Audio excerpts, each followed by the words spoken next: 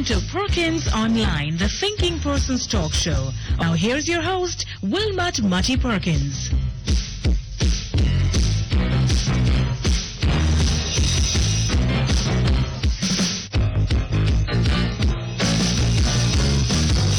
Morning, everybody. Morning, and welcome once again to Perkins Online. Well, today, the 1st of June, is the beginning of the hurricane season, but we'll have to come back to that. There is, it seems, a more important matter at hand. The Prime Minister, Sister P, is being accused in the media of attacking media for not giving adequate, fair, equal coverage to her party, saying that that when there are PNP meetings, they don't show the crowds in the same way that they show JLP meetings, and they don't give equal time to reports about PNP activities. And speaking about this in an angry way that people are suspecting might have the effect of stimulating angry responses from PNP crowds. I don't believe a word of it. I don't believe that my Prime Minister has been behaving in this way. It seems to me that what has probably happened is that they've been listening to some ranting, raving Jezebel and thinking, somehow mixing her up,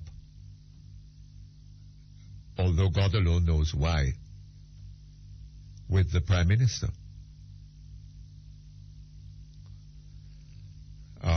I think the media has to be very careful about this kind of thing. You can't go mixing up the Prime Minister with a ranting, raving Jezebel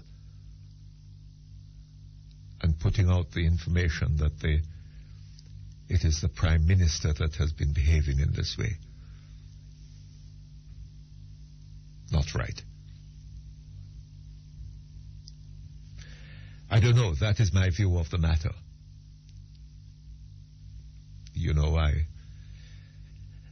I think it unlikely that I could be wrong on that.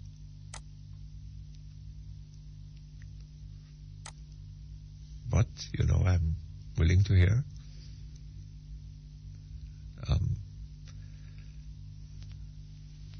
Don't go mixing up my Prime Minister like that.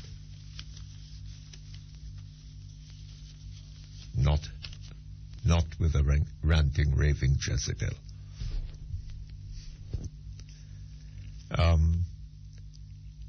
Mr. Justice Panton is the new president of the Court of Appeal.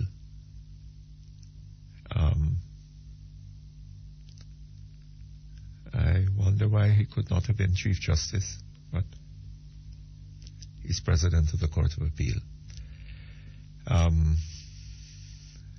A justified appointment, it seems. I don't think that there can be any objection to his being made president of the Court of Appeal. He has all the qualifications. Might even have been made Chief Justice.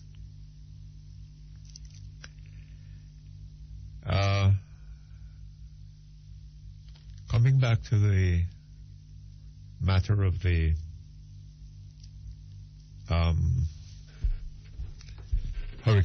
the beginning of the hurricane season.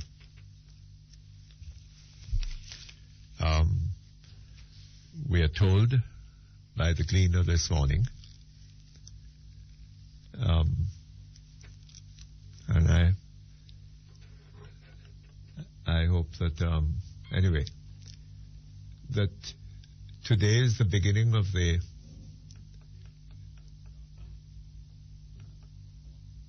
the start. Today being the start of what forecasters say will be a very active hurricane season. A very active hurricane season.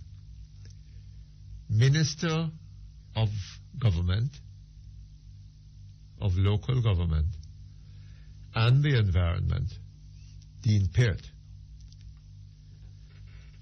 says the disaster fund is not enough to deal with aftershocks of hurricanes and other natural disasters. The fund currently stands at roughly $100 million.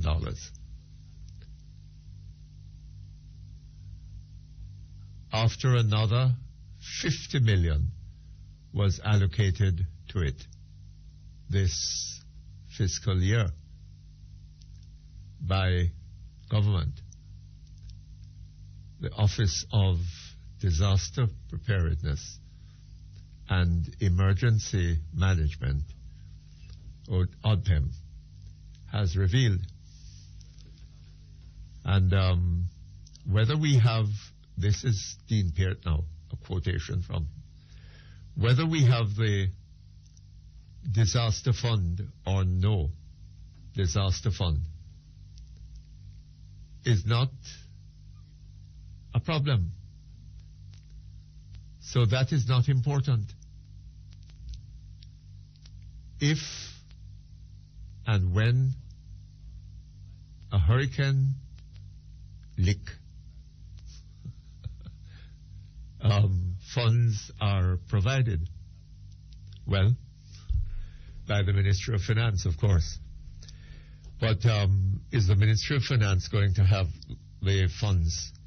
You know, do you remember what happened after Hurricane Ivan? And for how long after that persons who had suffered damage in that to their property, to their homes, and to their crops and businesses and so on, like how long it took for them to get any relief? And one suspects that what is happening here is that the resources are just not available. The government don't have the money. And it signifies that we are getting into a situation that the crisis is deepening. The crisis is deepening. The policies of the government are not sustainable. And I think we're coming closer to the time when that is going to become abundantly clear. Things are falling apart.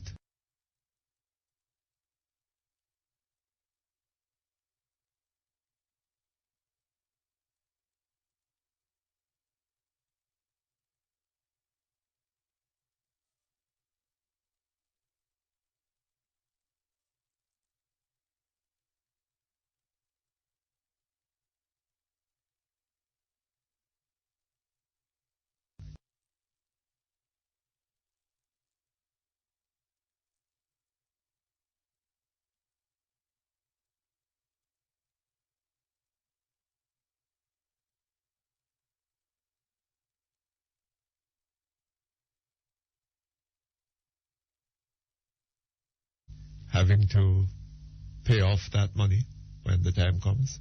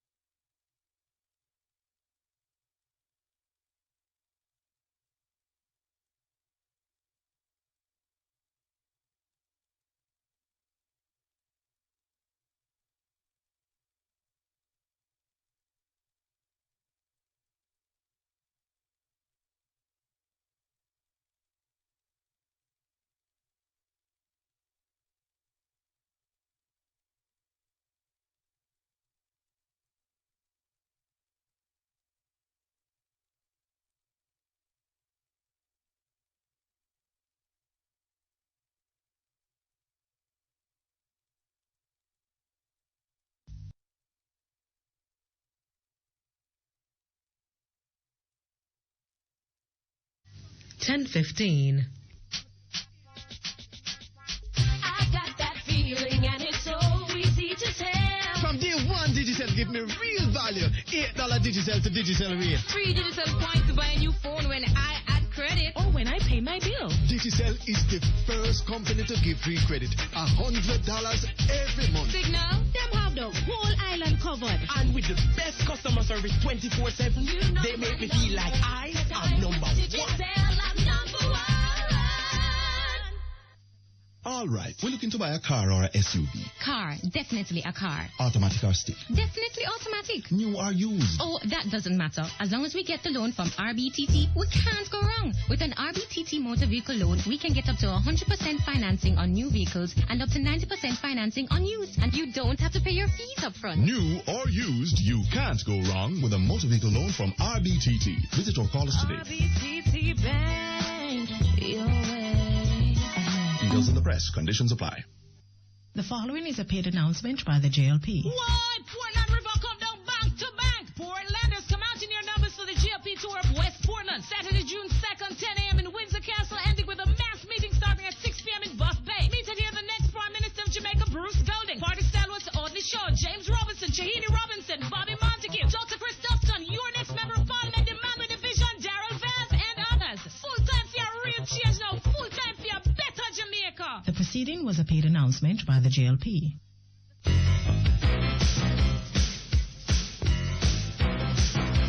You're listening to Perkins Online, the Thinking Person's talk show. Our phone numbers are 968-4901, 968-4902, 968-4903. Our local toll-free line is 1-888-991-4072. Or you may call our international toll-free line at 1-866-LINK-106. That's 1-866-5465-106. Courtesy of the People's Telecom of Jamaica Limited, providing unbelievably low rates to call the US, Canada, and UK landlines all day, every day. You can also log on and listen to Perkins Online live on the World Wide Web, free at www.go-jamaica.com. Now back to Perkins Online on Power 106 FM.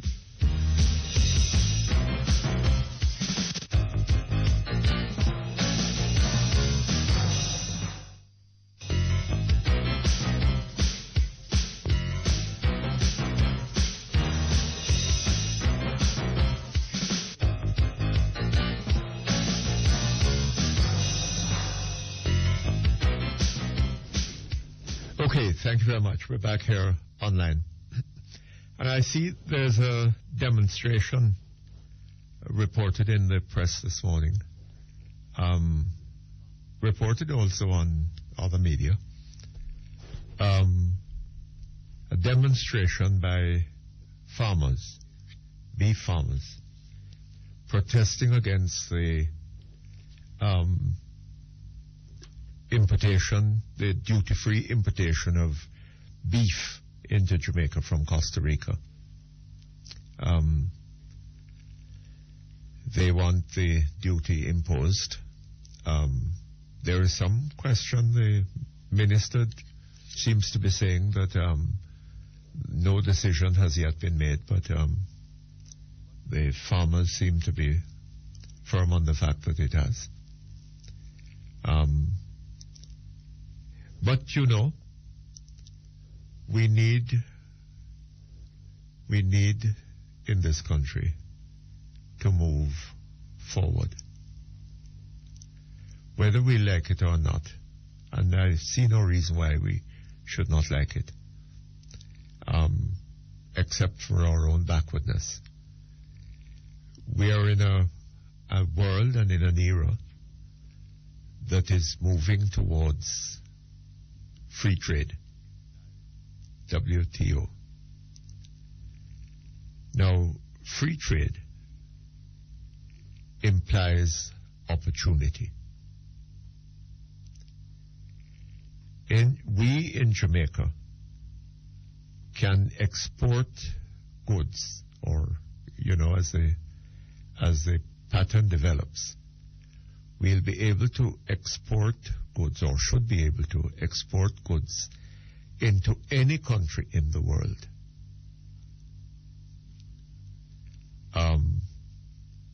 To compete with other exporters, and we'll be able to export as much as we are able to produce and as that country demands, right? And this is opportunity. We can expand our business and, our farming or whatever, provided that we can do so efficiently. Right? We're going to have to be able to compete with other producers.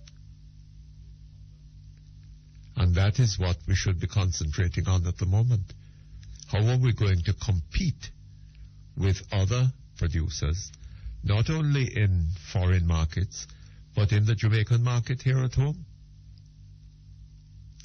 Now, it seems to me that we have grown up with the notion that Jamaican producers, whether farmers, manufacturers, whatever, have a right to the Jamaican market and should be protected in that market. And that if they can produce only at twice the price of other producers, then they should be protected. There should be a duty put on. No other producer should be allowed to bring goods into the Jamaican market at a cheaper rate.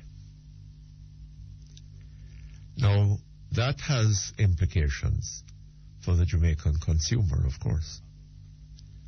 It isn't only Jamaican, let us say, beef farmers who are going to be affected by the regime relating to the importation of beef.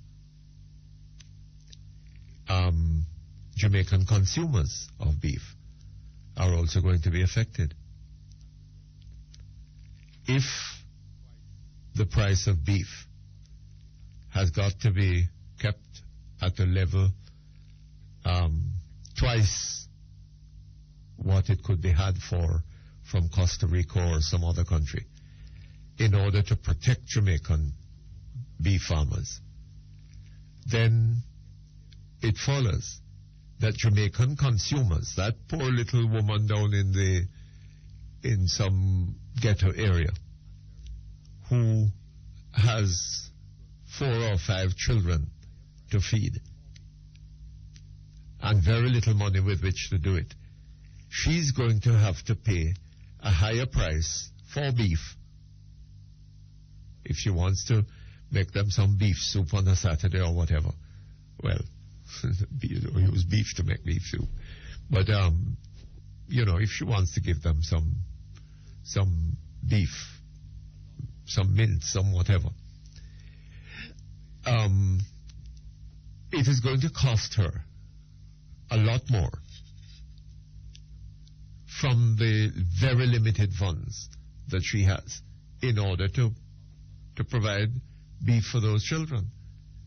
And if this applies to beef, Why not to other products as well? Right? So this woman is going to be held hostage. She and her children are going to be held hostage in order to make it possible for inefficient Jamaican producers to make a living and be comfortable. That is not acceptable. Doesn't seem so to me. What we need is to head in the direction of efficiency. We want to produce, whether it be beef or milk or potatoes or rice or whatever, efficiently, so that we can do so in competition. Or manufacturing, because we have to get back into that, Right? But we have labor in Jamaica has got to be efficient.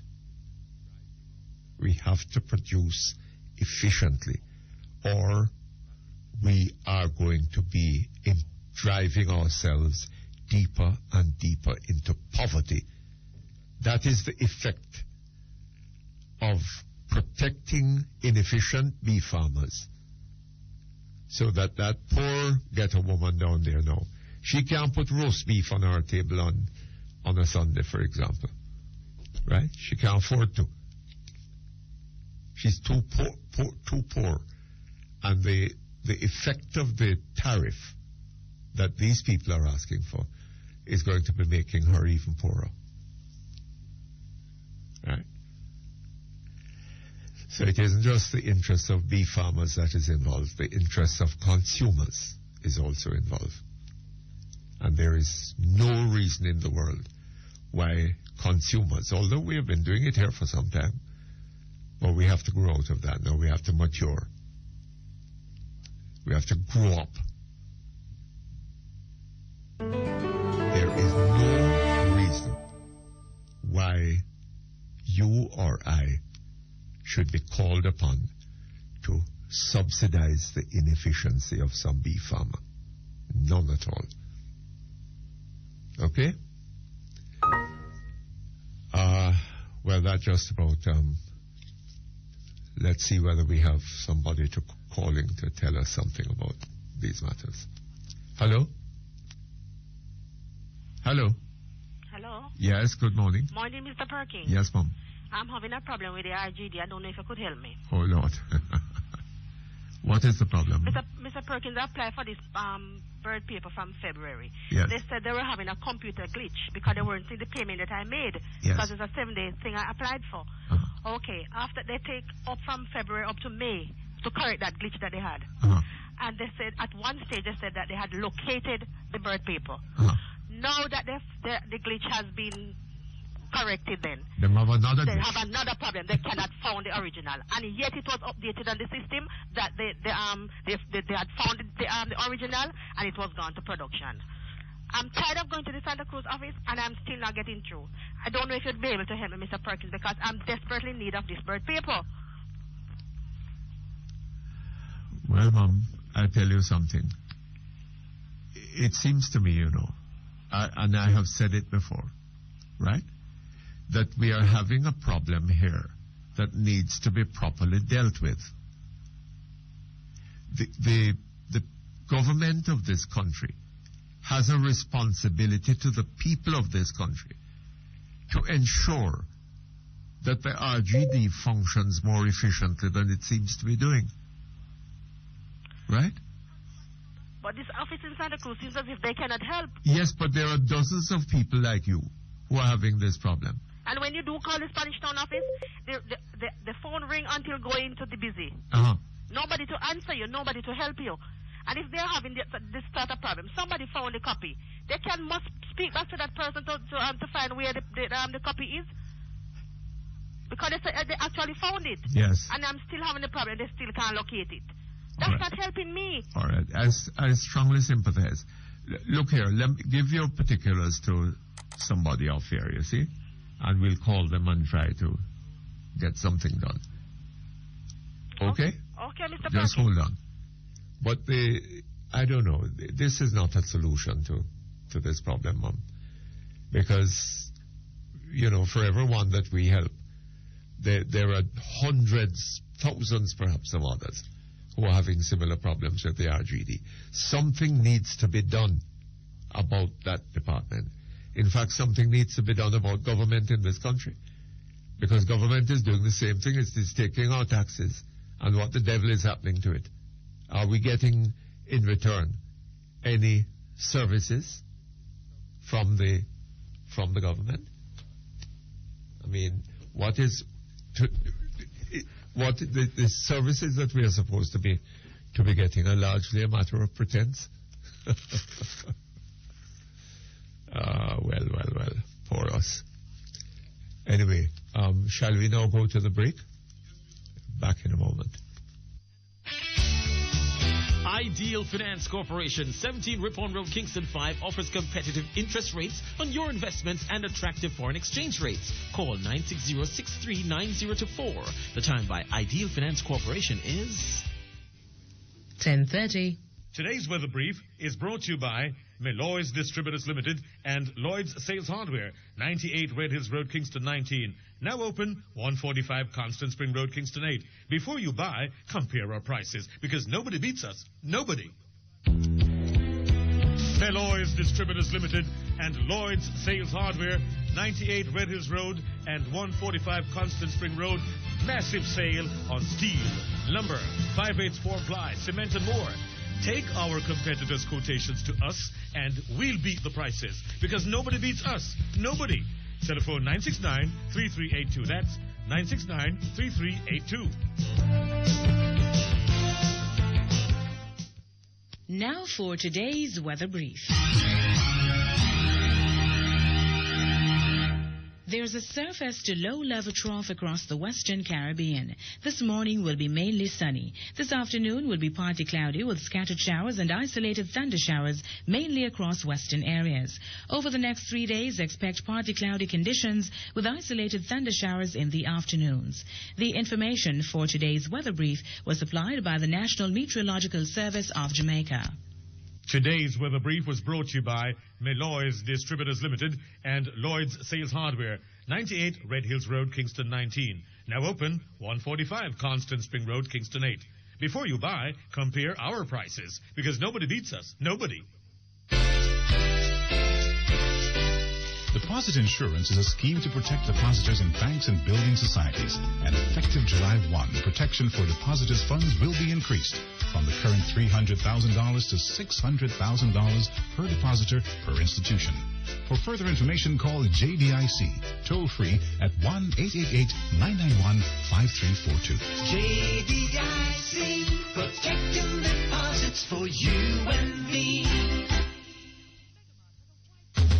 Who says shopping can't be fun? Shop at Megamart. Don't settle for high prices and limited variety. Megamart has a wide selection of groceries, freshly baked goods, household items and appliances, furniture, clothing, and much more. You can also dine in or out at our food court and fill your prescription at our pharmacy while you shop. We're open 10 a.m. to 10 p.m. every day. Who says shopping can't be fun? Shop at Megamart, Portmore and Kingston. Megamart, the best value by far.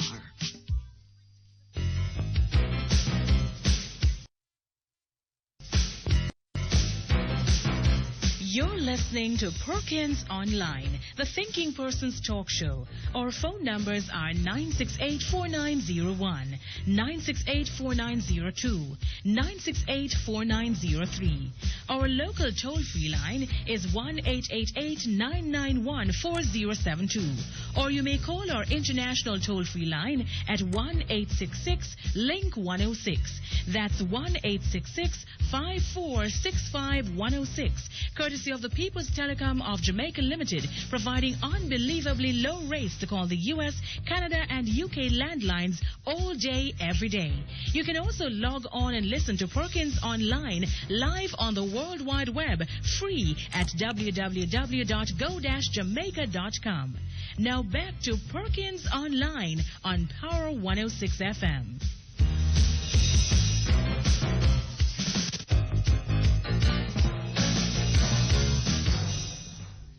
Okay, thank you very much. We're back here online, and we have with us Mr. Ruddy Spencer. the Southeast Clarendon. MP Southeast for Clarendon. Southeast Clarendon. Yeah. Mr. Spencer, morning. Good morning, Mr. Perkins. How are you this morning? Not too bad. I gather have you been having heavy rains in your part of the world? Oh, yes, quite a lot of rainfall in Southeast Clarendon. The areas of Mitchelltown, Portland Cottage, Rocky Point, more than anywhere have been adversely affected. Uh-huh. And I've been when you say adversely affected, how adversely? Have been affected the extent to which some drains haven't been cleaned, and and those waters have flooded out homes and all that. Right now, in some areas of Mitchelltown, in the Bogue area and all that, people are unable to, up to this point in time, come out without walking into water. Well, Mr. Spencer, we're today is the beginning of the hurricane season. We could have a hurricane at any time, right? That's correct. And with it, heavy rains. Or we could have heavy rains without the hurricane. That's right. Correct. And we are still in a state where drains have not been properly cleaned. And we see the effect of it in Montego Bay. Right?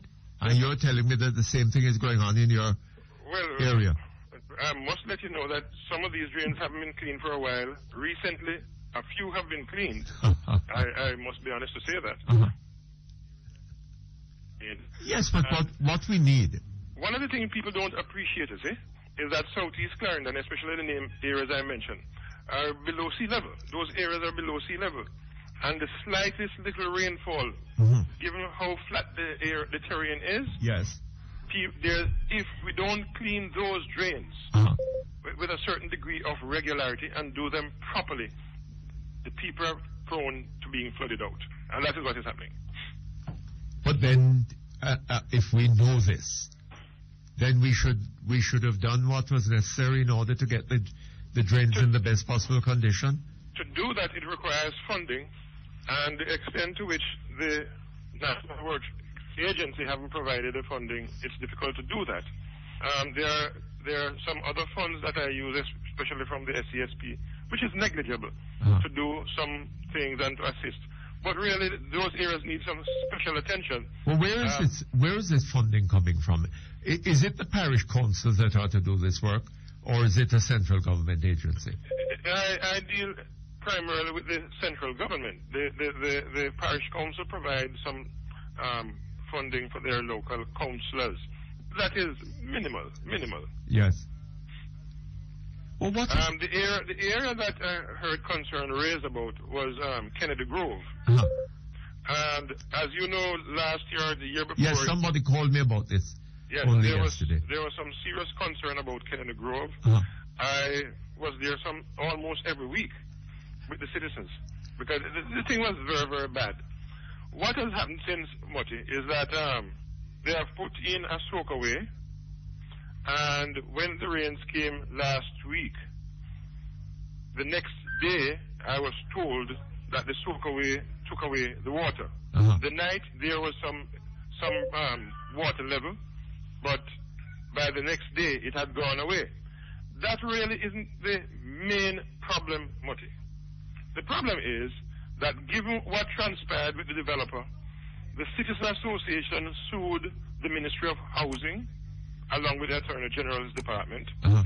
They sued the developer Kidco, National Works Agency, and someone else. Oh, so they have sued. The matter is in the courts. The matter is in the court. Uh-huh. They had I understand, some discussions, and there's a period where there's some mediation, I understand, uh-huh. that is taking place, where it was agreed for the government to do certain things. One such thing was to build a canal that would take the water from the area directly into the Ryaminium. Uh-huh. Now, that requires, as you know, the bureaucracy, tendering and so on, as I understand it. And they are waiting to see signs where these things are. Is there as yet any estimate of what that would cost? I don't know. I haven't the slightest idea because I wasn't privy to the legal process. Uh-huh. But what I do understand is that it is taking place, but up to now there's no canal being built, or nobody can tell me when that canal will be built. Uh-huh. In the meantime, the residents, because I attended with them yesterday, I was also with the chairman or the president of the Citizens Association, and they advised me that some of their concerns happen to be with the street lighting, as was promised to them during the development, roads that was promised to them, the playing area, and water supplies. With respect to the water supplies, they told me they are now having intermittent supply. Sometimes the pressure is good, sometimes it is bad, this sort of thing. And there is a Mr. Franklin Morrison who I had exhaustive discussions with yesterday, because he lives very close to the area that is flooded out all the while, this sinkhole area. And he told me immediately that there is rain, his function and his role is to advise the authorities the next day if there's any water there. And he said to me, Mr. Spencer, to be honest, I haven't advised them because there's no flooding. What has happened is that the rain fell the night, there was water there the night, but by the next day, they soak away. Now, I'm not comforted by that. Yes. Because the fact that it rains and there's water tells me there's urgent need for this canal. So the moment it rains, the canal will be there to take away as it rains, the water take will away be going the away. water. Now, what I don't know and what I can't tell the residents is when that canal will be built. The lawyer, I understand, is going to meet with them to bring them up to speed with what is happening. Yes. But I do understand the matter being a legal matter, there are certain areas of it, naturally, that I wouldn't be privy to. Mm-hmm. So the matter is being dealt with then? I had a discussion also with the attorney yesterday, who told me that they had passed mediation. They are in that process. And there were certain stated agreement. He didn't go into any details with me on it, but I'm sure members of the Citizens Association would be aware. One thing he told me, that part of the agreement and understanding is that a canal, which would be lasting, a canal would be built from the area directly into the Ramino. Where that is at this point in time is not it's everybody's guess. Yes. Well, and who would be building that canal? Government? Naturally, it is the government's obligation. I guess they put it out to tender or something like that. And but what I really would want to say to you this morning, that the way the government handled it last time, Mr. Perkins, was very, very bad. I went as far to the then Prime Minister, and he instructed the infrastructure ministers, which was Pickersgill, Peart, and Buchanan, to visit the area and to meet with the residents and to tell them what they were doing. Not one of them turned up. I raised it on the radio several times. None of them turned up. The only minister who is from Clarendon had advised the residents in my presence that he wasn't there as one of the infrastructural ministers, because he's not. He was there because he's a concerned Clarendonian, and because he's from Clarendon, he would like the residents to know that they have some support. But none of those ministers with portfolio responsibility. Who is that minister? The minister at the time. The minister you spoke of a while ago. The only minister that came was Minister Horace Daly. He represents a constituency in Clarendon. And the flooding was so severe that he came out of concern too. And he agreed with the citizens in my presence that he too would report the matter to the Prime Minister. He returned to us and told us that the Prime Minister had given instructions. Because remember, I raised it also in the House. Yes. The Prime Minister gave instructions that the infrastructural ministers at the time, Pickersgill, Buchanan, and Peart, should visit with the people and look at the thing. Not one of them turned up. Not one. And it resulted in the with the residents. So hold on. When the Prime Minister gives instructions, no attention is paid to it by her ministers? That is what happened. And that was under the stewardship of Mr. Pattison. Oh, no. Now, that was when Mr. Pattison was Prime Minister? Yes. I see. The residents being treated the way they were treated, sought and obtained the services of an attorney, and hence the matter went to court. Because they just couldn't go on like that anymore, because they had to take steps to protect their own investments. So this is where we are at this point in time. But then, Mr.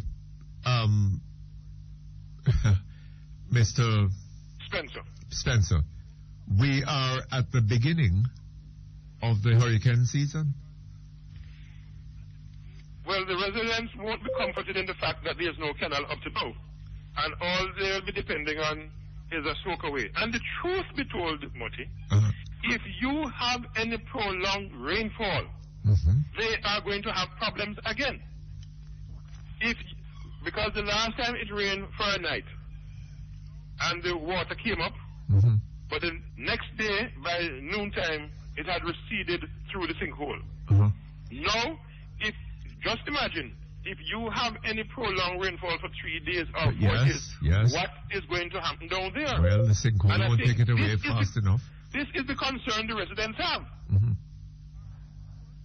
And, you know, one of the things that bothers me about this system is that you are obliged to pay your taxes. And somebody must take some form of responsibility and have some form of obligation to ensure that the people are protected. You have an obligation, Mr. Spencer, to pay your taxes.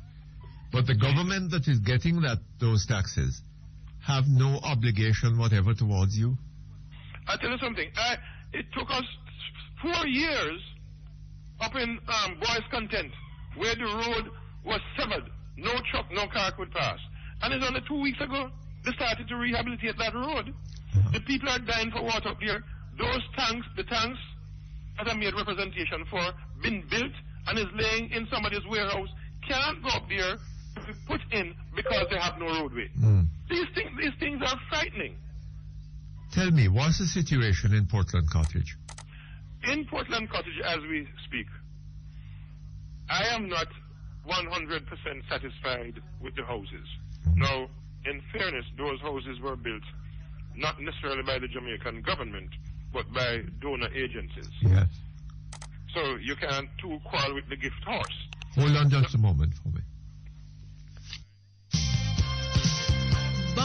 Caribbean Limited, the prestigious manufacturers and distributors of high-quality laundry products such as Trill Laundry Detergent and Fabric Softener, PAL All-Purpose Cleaner, and PAL Dishwashing Liquid. Products can be found island-wide in all leading supermarkets and grocery stores at very affordable prices. The time by Barco Caribbean Limited is 10:46. Today's weather brief is brought to you by Suddenly Slender Jamaica Limited. Doctors say 65% of us are overweight. Get help now. Do you have fat thighs or calves, flabby arms, double chin or crow's feet, baby tummy that won't budge or unsightly cellulite? Well, visit Suddenly Slender and experience the magic of mineral body wraps. Would you like to be slimmer? Lose 6 to 30 inches? Suddenly Slender. Shops 14 and 15 Hilton Kingston, 920-1139 or 997-1909. Now for today's weather brief.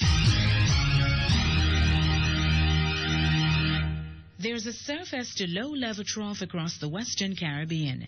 This morning will be mainly sunny. This afternoon will be partly cloudy with scattered showers and isolated thunder showers, mainly across western areas. Over the next 3 days, expect partly cloudy conditions with isolated thunder showers in the afternoons.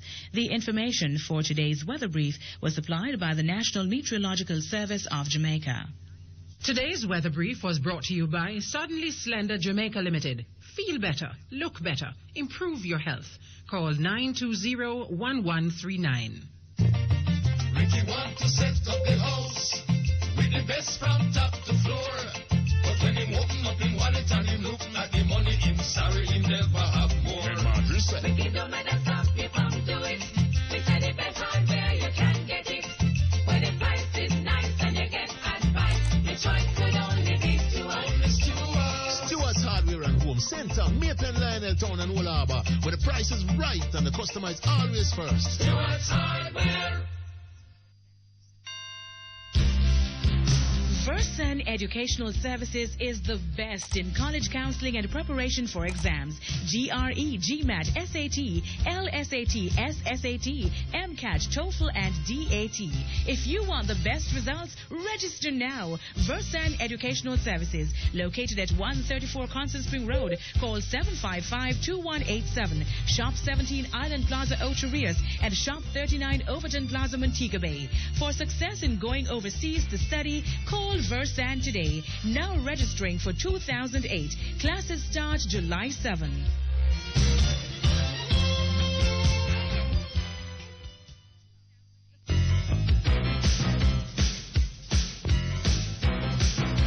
You're listening to Perkins Online, the Thinking Person's Talk Show. Our phone numbers are 968-4901, 968-4902, 968-4903. Our local toll-free line is 1-888-991-4072. Or you may call our international toll-free line at 1-866-LINK-106.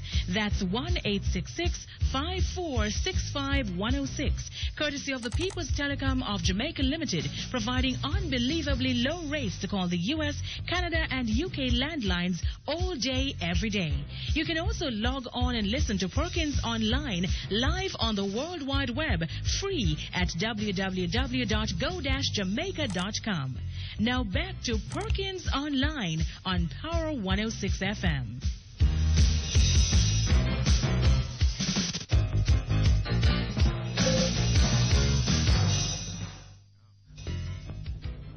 Okay, thank you very much. We're back here with you. Hello? Yes, Mr. Perkins. Yes, you're saying. Portland Cottage. Uh-huh. In Portland Cottage, what are the immediate concerns? Again, because it's the rainy season, drains. Last week all over Jamaica, that seems to be the concern. No, but Portland especially, bearing that they are right there in the eye of the sea. They are right there with the sea. Last week I was there with them for the better part of 3 days, trying to assist in cleaning some drains with whatever fund, just opening up some things. I have appealed for some assistance to clean some more drains. I understand that might be coming. Yes. But more importantly, you might have seen in the paper where they put out a tender the pipe, because Portland Cottage main concern is water for the people around here. Water, road, and light. Those are their concerns. They're not unique. Well, but Mr. Perkins, if you ever see the road around here, again, they're not unique. But in fairness, this time, I believe we are finally getting somewhere with the water. The funding is in place. I've been advised by the Water Commission and ONR for the water. They put out for tendering, and they are hoping to start that pipeline by the middle of June, I understand, which is in 2 weeks' time. And they have also advised me that the money for the road is on stream, but one of the reasons why they are not doing it now is because they have to dig up part of the roadway to lay the pipes. And it wouldn't be advisable to fix the road and then dig it up again. Well, that makes sense. As soon as the pipes are laid, they're going to start the road. But right now, Mr. Perkins, rocky area, rocky settlement, people have been flooded out. Down in Mitchelltown, people have been flooded out. We need help. Savannah, up in here, Savannah, there are drains down there that haven't been cleaned for years. We need some funding to clean these drains as a matter of urgency. Or you are going to have major flooding in the New Boynes area, in the Halls Hall area, up in Savannah Cross, and certainly over in the Palmer's Cross side. Yes. There's a serious road problem also over Palmer's Cross. The taxi drivers blocked the road, and they were promised that the road would be fixed. The road hasn't been fixed. It is no longer a political thing, Mr. Perkins. The residents, those people using the road, PNP people, GLP people, understand the situation, and they are demanding that it be done. When those people block the road, it's not something that is instigated by the Member of Parliament or a GLP councillor. The people instinctively do something like this because nothing is being done. I am warning, I have always warned, that more serious roadblocks are coming because I can't hold back the people any longer. Well, sir, I suppose that Dr. Davis will tell you don't have the money. You know, part of the problem, when you fix these roads, Mutty, if only you maintain them. If only they were maintained. Yes. Now, with the advent of the bypass or the new road in Clarendon there, they have totally ignored the original main road. Yes. And that road is used by a lot of people. The road to Chateau, up going by Chateau, by Palmer's Cross, was fixed by me my first year as an elected member of parliament. It is in a total state of disrepair. Why? No maintenance was done to the road. Yes. And the moment the rains fall, the water is on the road. You can't operate a system that way, where you fix the road today and the next time you seek to fix it is when the road mash up. Yes. The road must be maintained. It should be maintained, yes. And they are not being maintained. And the problem we have in Clarendon is a serious drainage problem. Well, we have to spend too much money on entities like Air Jamaica, you know, so. Perkins? And of course, there the World Cup cricket and all this kind of thing. So. Well, we're going to have to find some money to spend so that the small people can benefit from it. The people need their roads fixed. They need drains. Because it is almost useless doing anything to the road unless you have proper drainage system. Yes. It's useless. All right, sir. Nobody will listen. Nobody will listen. Yes. Well, guess what, Mr. Perkins? Hello? Yes, I'm listening. Guess what? A new day is coming soon. Oh, is that so? Where there is going to be a government that will listen to the concerns of the people. Oh, is that so? When is that going to be? As soon as the election is called, as soon as we have those elections where we have a new GLP government under the leadership of Bruce Golding, you will see these things being done. Well, I tell you, Sister P is saying that when she gets her own mandate, these things will be done too. What you expect? Mr. Buchanan is saying that they're going to be wiping out at least 10 leading Labour Party seats that the PNP is going to be taking over. But, Mr. Perkins, you would expect anything less from Mr. Buchanan? They must say that. I expect them to say that. Oh? I expect them to say that. Is that the reality? What are you saying? That for them to say something and for it to be true are two quite different things? Quite different. I see. Quite different. All right, sir. But you know, Mr. P, it's time. It's time. The people really deserve it. The people deserve a chance. No. Oh? Well, the people have the power to give themselves a chance if that is what they think they need. And they are going to do it. Well, they are going to do it, Mr. Perkins. They are going to do it. All right, sir. Let us see what happens. God bless you. Have a great day. Thank you very much. All the best to you. Okay, hello? Hello? Hello? Yes, sir. Good morning. Good morning, Mr. Perkins. How are you? I am doing well. You? Oh, not too badly. Okay. Now, I have a few subjects that I want to discuss with you this morning. Number one is our Prime Minister's statement, which he utters so often about helping the poor people. Oh, I thought you were coming with this thing about the media. No, I'm talking about... Yes. I am wondering, who are the people that are suffering? Is it the rich or is it the poor people? Well, I think that all people in this country are suffering, sir. But more you know, so... Well, I mean, there may be some that are getting something out of it. But, the ordinary people, the people who have no genetic connections, they're mostly suffering. Oh, this morning the lady called you about, is it a birth certificate or the other? That she couldn't get? Yes. And there are so many more who are calling asking for some assistance there. Yes. Now, those are the people who are suffering. The MP just spoke to you about how poor the roads are. There's no water and there's no light. Are they the people who are suffering? The poorer class or the same people? Well, I think that they are suffering too. Okay. No. If after 18 years, the outcry is increasing, that means that the suffering is increasing also. Well, but the government will tell you that they have cell phones and motor car and what else? More man of gal. But she herself doesn't drive in some motor car to attend all these. Well, I gather she goes above these terrible roads and things, you know. She goes by helicopter. She goes in a helicopter, doesn't she? I saw a cartoon of her or somebody saying that's Sister P there, Sister P in her helicopter. While the potholes on the road look awesome.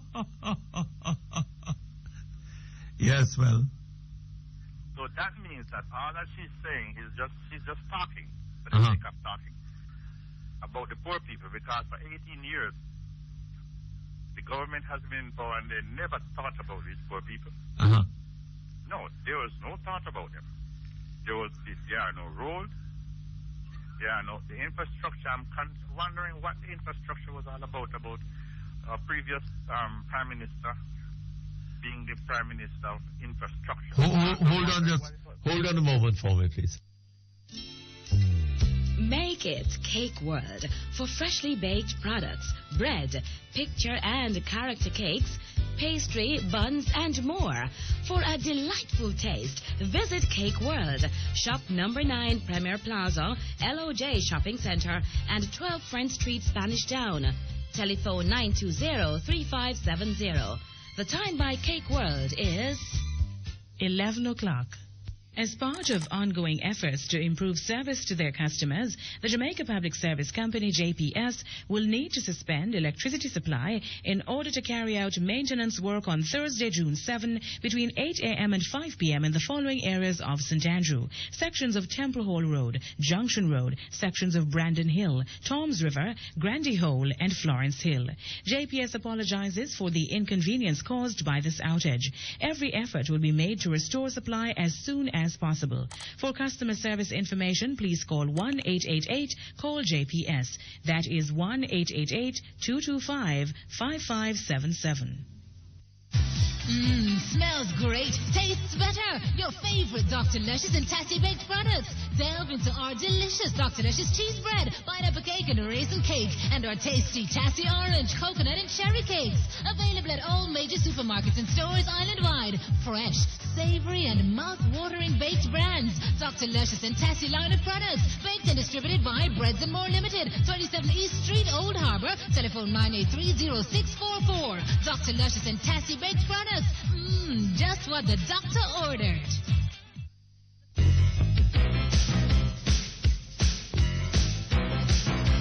You're listening to Perkins Online, the Thinking Person's Talk Show. Our phone numbers are 968-4901, 968-4902, 968-4903. Our local toll-free line is 1-888-991-4072. Or you may call our international toll-free line at 1-866-LINK-106. That's 1-866-5465-106. Courtesy of the People's Telecom of Jamaica Limited, providing unbelievably low rates to call the U.S., Canada, and UK landlines all day, every day. You can also log on and listen to Perkins Online live on the World Wide Web, free at www.go-jamaica.com. Now back to Perkins Online on Power 106 FM.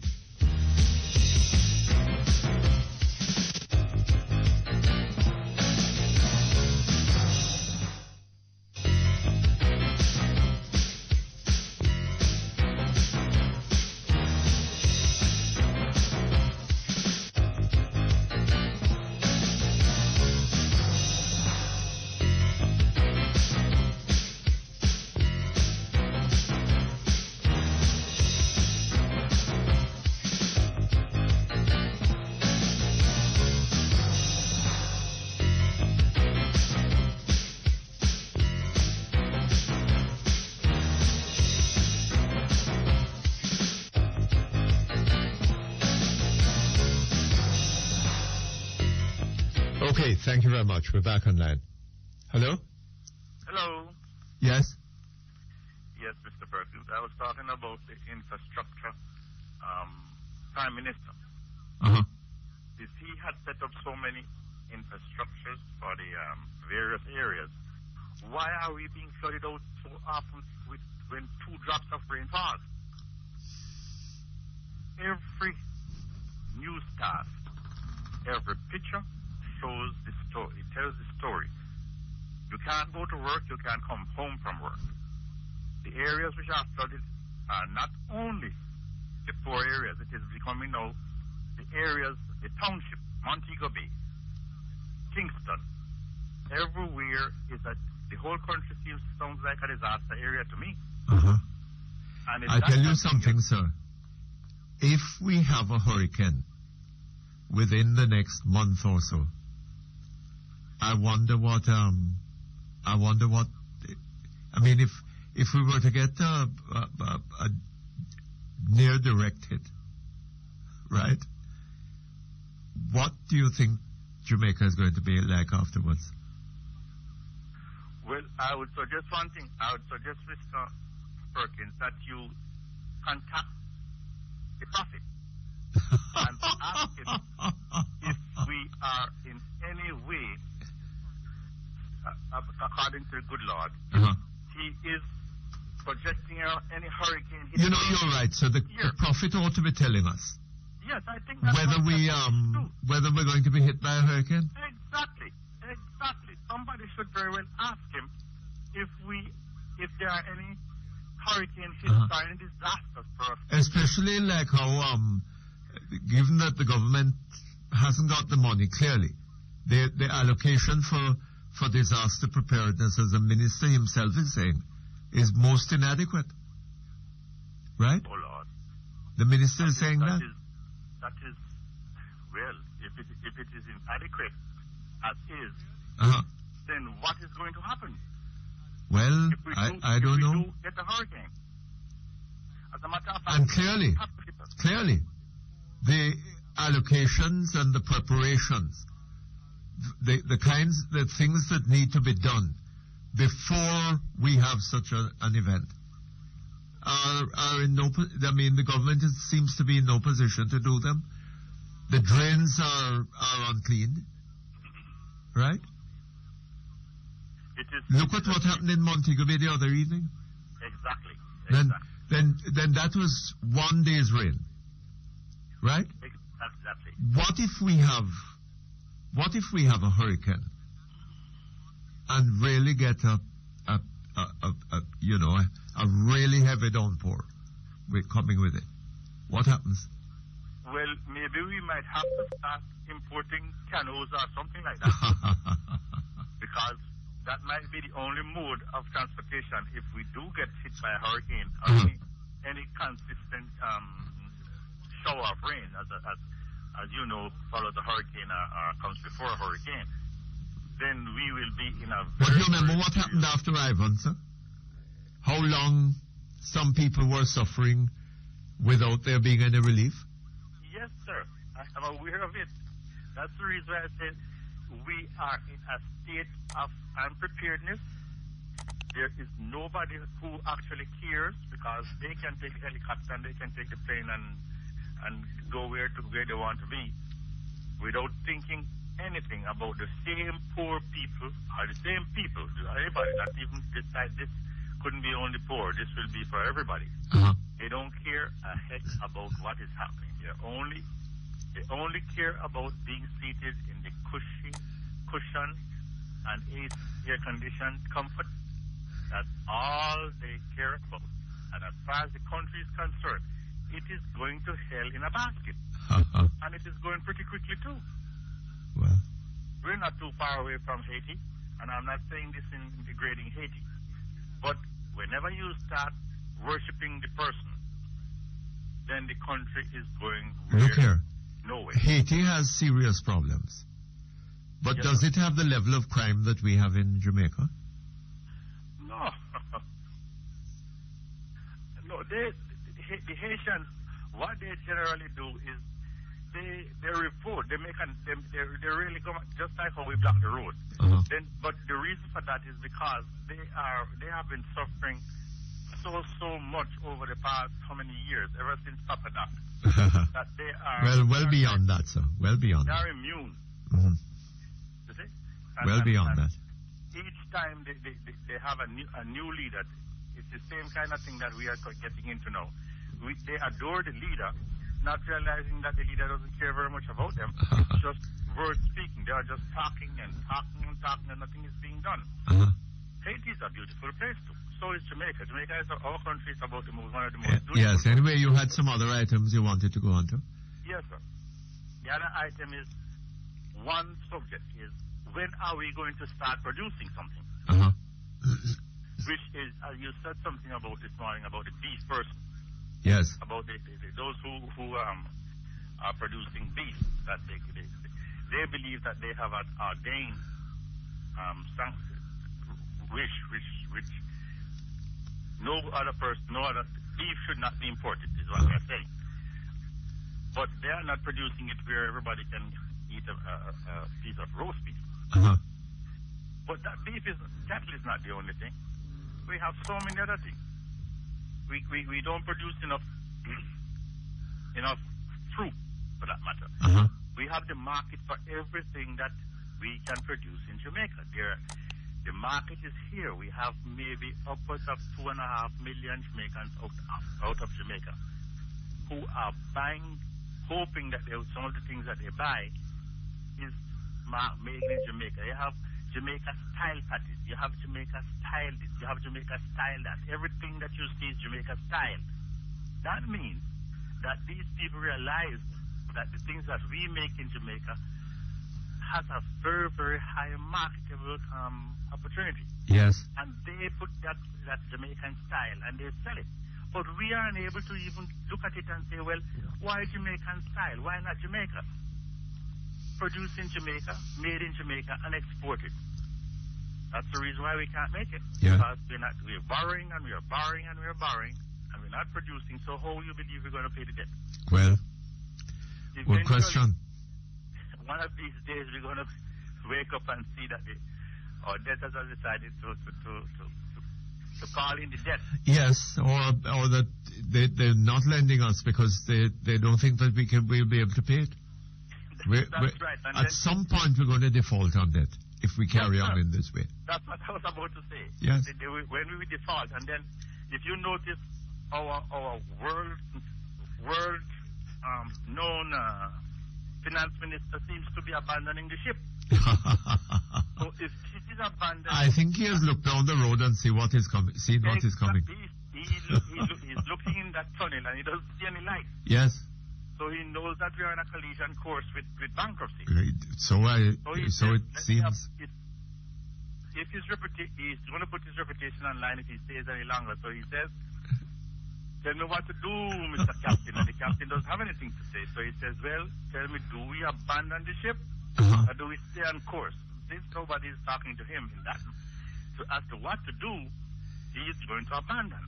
And so are the others too. I think it's becoming an embarrassing situation. And I don't even know if some of those PNP really want to go back into power because some of them see what's going to happen. Well, I think they want to go back into power, but Sister P has been put there. First of all, in the hope that she would be able, because the people loved her, to win the 5th term. And secondly, that if she didn't win the 5th term, the failure could be blamed on her, and then they could have somebody else, someone at the Drumlair crowd could come back into leadership. Oh, you got the point here. You have a point here, Mr. President. Maybe if she loses, and I have no doubt that my Jamaican people must be smart. After 18 years, with this government, which is a millstone around the neck of everybody. I don't think that the Drumlair elements of the party are happy with her as Prime Minister. That's what I'm saying. I think they are extremely unhappy with both her and the way she goes about things. And they are maybe slowly and surely undermining her in some way. so that, as you said, when the time comes, if she loses, and I think she's going to lose, if she loses, then that will be it. And then she will have to kiss tomorrow goodbye, because that will be the end of Sister P. So as it is now, we are in a situation where we are up the stream without a paddle. And it is a fast-running river. So we really don't know what to do. And nobody seems to be in charge here. The right hand doesn't seem to know what the left hand is doing. If you listen to what the press carried this morning about Mr. Pickersgill saying that things, some kind of thing have been dropped for the road, the Palisados, and then somebody saying that something wasn't done, and the other one saying that something wasn't done. That means that there's no communication there. And if there's no communication, how you believe it's like the Tower of Babel? And then the press, everybody's talking a different language. The press hasn't been doing her a favor, you know, so by mixing her up with some ranting, raving Jezebel, who has been, you know, saying how the hitting out at the press for not publishing PNP adequately, giving them adequate coverage, you know. Suppressing the pictures of their huge crowds and all this kind of thing. I don't believe that you think that your Prime Minister would have said those things? That is coming out of the mouth of some Jezebel. And they're mixing her up with the Prime Minister. Oh, confusion of identity? Yes. Oh. Hold on just a moment. Only the best is good enough for you. So get the best and widest range of tiles, various sizes to suit your style. Floor, wall tiles, Cameron Industries, Tiles, 963-0628 and 906-3862. The time by Cameron Industries Joinery Limited is 11:16. Tasty, the original taste, Everybody come the original taste we love. Most famous, most favorite, most water radio. That's the taste of tasty. Jamaica loves tasty. Tasty loves Jamaica. Come, savor the flavor, freshly baked. The original taste we love. Tasty, the original taste, savor the flavor, freshly baked. Tasty, the original taste, tasty.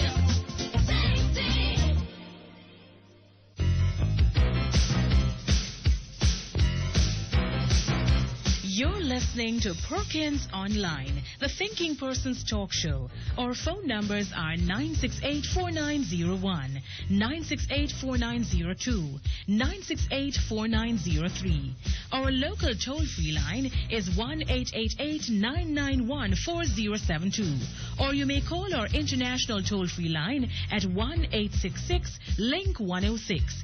That's 1-866-5465-106. Courtesy of the People's Telecom of Jamaica Limited, providing unbelievably low rates to call the U.S., Canada, and UK landlines all day, every day.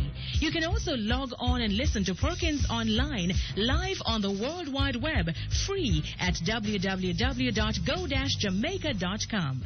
Now back to Perkins Online on Power 106 FM.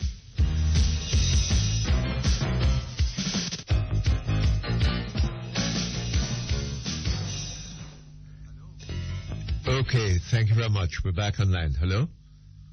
Hello? Hello? No, he seems to have gone. Anyway, sorry about that. Let's go to another telephone. Hello? Hello? What's going on? Hello? Hello? Yes, sir. Good morning to you. Hello? Good morning to you, sir. Mr. Perkins? Yes, sir. How are you doing, sir? Not too badly. How are you? I'm fine. Uh-huh. I'm fine. Good. I mean, I listen to your program actually every day. Is that so? Yes. Oh, I wonder why. The only thing is that I only can get to call you when I get a day off, you know? Uh-huh. Fridays are usually a day when... So you get a day off every Friday? Well, most of the time, I hardly work. Sometimes I work on a Friday. What a lucky man you are. Yes. So you have a long weekend. Well, I work. I am a skilled person. I'm a skillful person in terms of I work to pay myself. You understand? Yes. Right. I'm not one of those 9-to-5 jobs. Yes. Hello? Yeah, I'm hearing you. Yes, anyway. Yeah. I'm not a 9-to-5 job person who I see what you mean. work 40 hours a week. Yes, yes. My work week is flexible. I could work on a Sunday sometime or, you know. Yeah, I see what you mean. Yes. Whenever duty calls. But I listen to you even when I'm on the job. And, you know, I found your program interesting. Oh, well, yes. Thank you. Yeah. 18 years ago, 19 years ago, there were only 2 radio stations. In Jamaica? In Jamaica. Wrong or right? I think that you're probably right. That was Radio Jamaica and JBC. Correct. Now I think we have something like 14. Yes, something like that. How come this happened? Well, because of the opening up of the, you know, the. I think the government did this. They made, you know, channels available to persons who bid for them, who wanted them. But is a good thing or a bad thing? I tell you something, you know. Let me tell you, it started back in the 1980s because the KLS, right? KLS came into being in 1989. 89. Yeah. And this was prior to the election of 1989. And there was Radio Central, and Western Radio. It started before the before the 90s, yes. Which is 18 years basically ago. I beg your pardon? Which is 18 years ago, basically. Yes. Well, a little before that.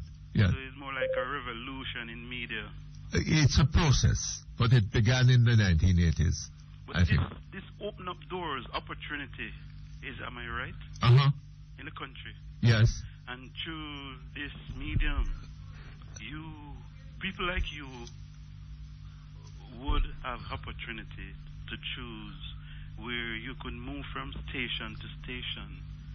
Because before the 90s, you only have 2 radio stations. So if you leave, it will be either JBC or RJR.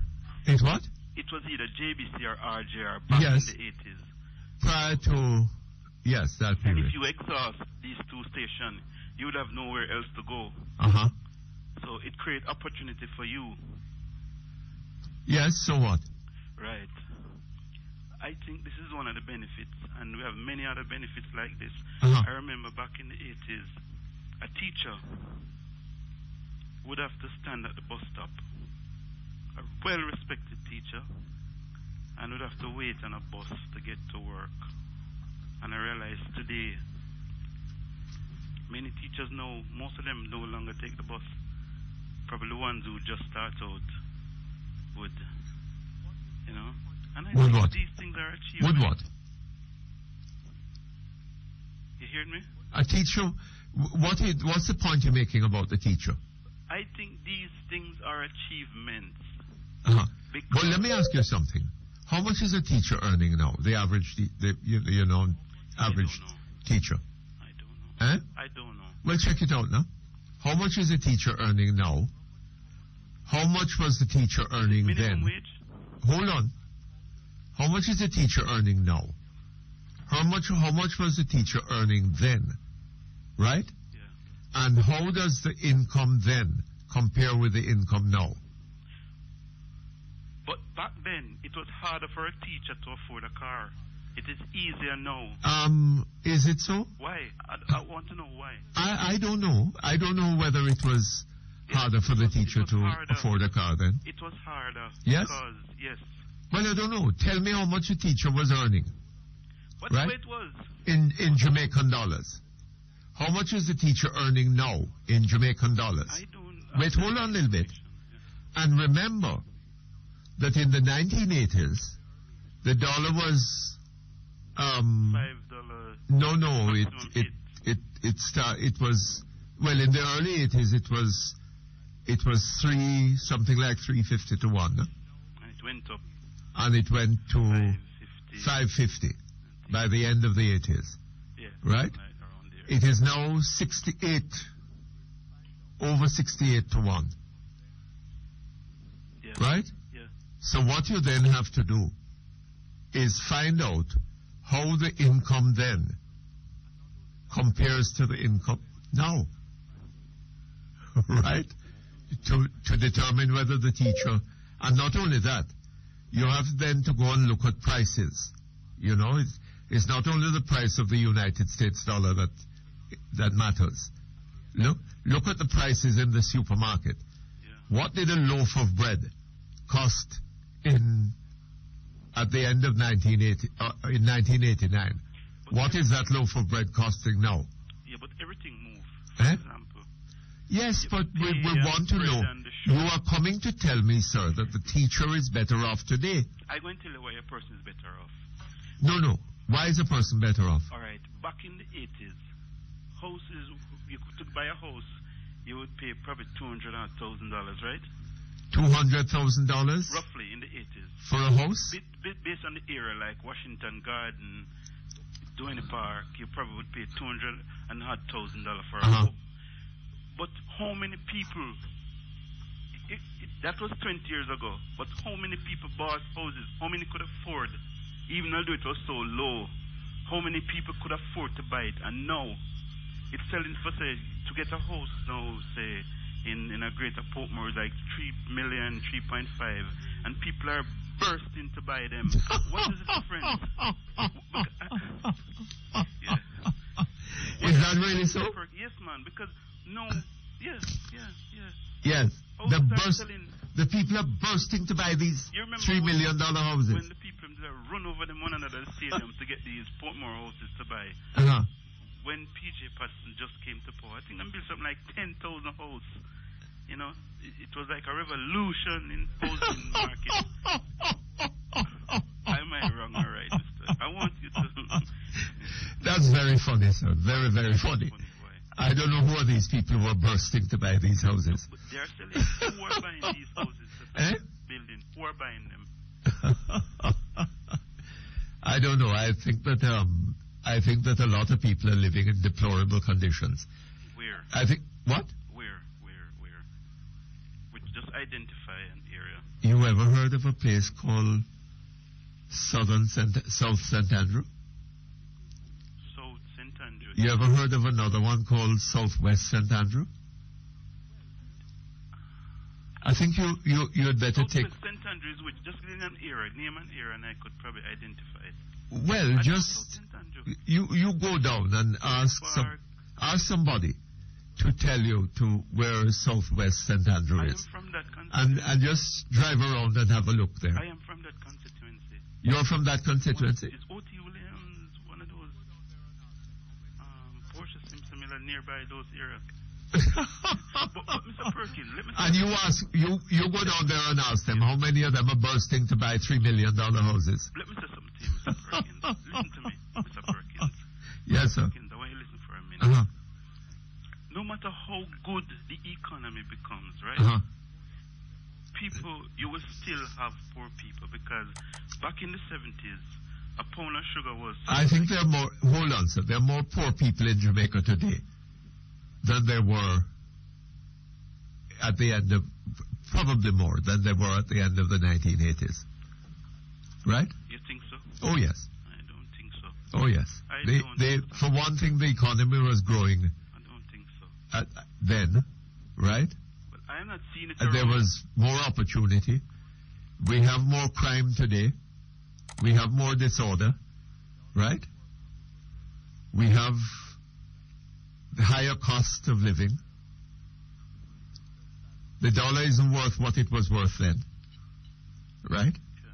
So don't just compare the teacher's salary, right? The numbers. The standard of living for a teacher back then and now, there's a big gap. That is not my impression, sir. Yes, ma'am. Well, yes, I wouldn't say that there isn't a big gap, but I would suggest that the teacher is probably worse off today than he was then. A lot of respectable people that I know who was taking the bus 20 years ago, they're now driving fancy cars. Fancy cars? Yes, I know, I have witnessed. Yes, man. Yes, but that is because they have political connections, no, you know? No, it's yes, right man. across. It's all over. It's all over. Is that so? All right, comrade. Thank you very much. All the best to you. Researchers at the University of Carolina Davis reported that phytonutrients in apple products may help protect against cardiovascular disease. Start drinking Mott's apple juices, distributed by T. Geddes Grant Limited. The time by Mott's Healthy Living is 11:30. Today's weather brief is brought to you by Independent Living, Jamaica's authorized provider of Pride Mobility scooters and lift chairs. I started worrying what to do when the doctor told me that Mama's arthritis was worsening. But then the nurse told me about Independent Living. It was a dream come true. Independent Living, the store that cares enough to provide solutions for your physical limitations. Supplies of hospital beds, lift chairs, wheelchairs, bathroom safety and rehab products. Independent Living, the caring store. 10 Merrick Avenue, Kingston 10. Or call 754-2195 or 754-5198. Rising above physical challenges, we can help you do it.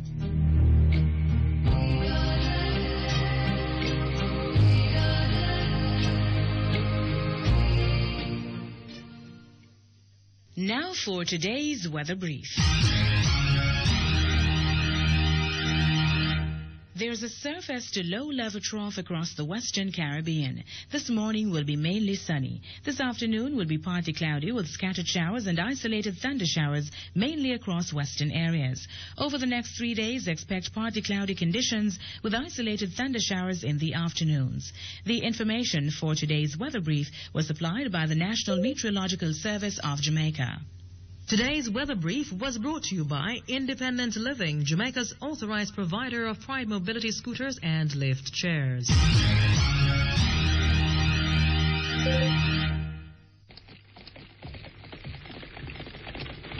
Hey, Red, rodeos are coming.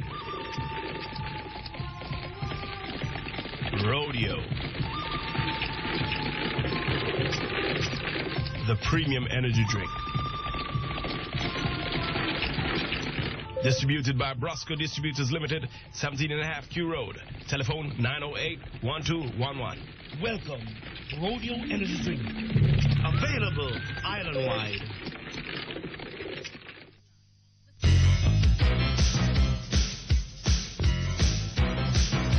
You're listening to Perkins Online, the Thinking Person's talk show. Our phone numbers are 968-4901, 968-4902, 968-4903. Our local toll-free line is 1-888-991-4072. Or you may call our international toll-free line at 1-866-LINK-106. That's 1-866-5465-106. Courtesy of the People's Telecom of Jamaica Limited, providing unbelievably low rates to call the U.S., Canada, and UK landlines all day, every day. You can also log on and listen to Perkins Online live on the World Wide Web, free at www.go-jamaica.com. Now back to Perkins Online on Power 106 FM. Okay, thank you very much. We're back here online. And we have here with us a little handwritten note which somebody gave to me. It's written on the back of cash register receipt. It's a bill. Issued by, or a bill, issued by a pharmacy. Yes, a well-known pharmacy in the Constant Spring area. Read the note first. Dear Mr. Perkins, on the news, the Prime Minister told us we would get free service and free medication at the Children's Hospital. But yesterday I took my child there. I didn't pay for registration or anything, but when I went to the doctor's room, she gave me a prescription but told me that they did not have those medication. This prescription cost $2,222. Mr. Perkins, I had to go to a pharmacy and they are talking about freeness. Nothing is free. I would like you to read this on air for me. Thank you. Well? And the prescription is for antibiotic and painkiller. And she got a discount from the pharmacy of $222.25 as a 10% discount. Yes. And she had to pay the $2,000. The bill is for $2,000 cash. So, it's no point, to get free registration and free medical attention at the hospital is one thing. But if the treatment requires antibiotics and whatever else, and you have to pay for those, then you can hardly be calling that free, because the price of those could possibly go higher. And I'm wondering now whether this prescription is going to have to be filled again before the child will be better. So the picture is not quite as rosy as it's being made out, you know. Although, granted, if she had to pay, or she or he, whichever, had to pay the registration fee and whatever other fee in the hospital, that would have been more, but it's not quite as rosy. It's not free, right? The treatment doesn't come free. Okay, hello? Or doesn't necessarily come free. It depends on the drug. Hello, Mr. Perkins. Hi, hello. How are you doing? Not bad at all. I wonder if we'll have a good talk today. If what? We are going to have a good talk today. Well, I hope so. Why not? That note that you just read. That mother of that child. There's a system we call the National Health Fund. Which from one day to whichever, you get that from the government, in which you do not, like that 2,000 something, you get a lot of it. You wouldn't get no 10%. The 10% what she gets is just because the pharmacy gave her that. But if it's the National Health Fund, you get far more. I am a diabetic. Yes. I am a heart patient. I have trouble with my eyes. I take 7 medication. One of the tablets for the sugar is 3 per day. Another one, 2 in the morning alone. The heart tablet is half, which is 15 per the month. The pressure tablet is 1 a day. The water tablet is 1 a day. And Mr. Perkins, it is 7 different, because 2 eye drops are used. Yes. Timoptics and pyrocarbon. And I pay $40 each. $40 what? Each for those medication. You're lucky. I am your age. I told you that already. Oh, I thought you were on the. I thought you were on the 18. Nah.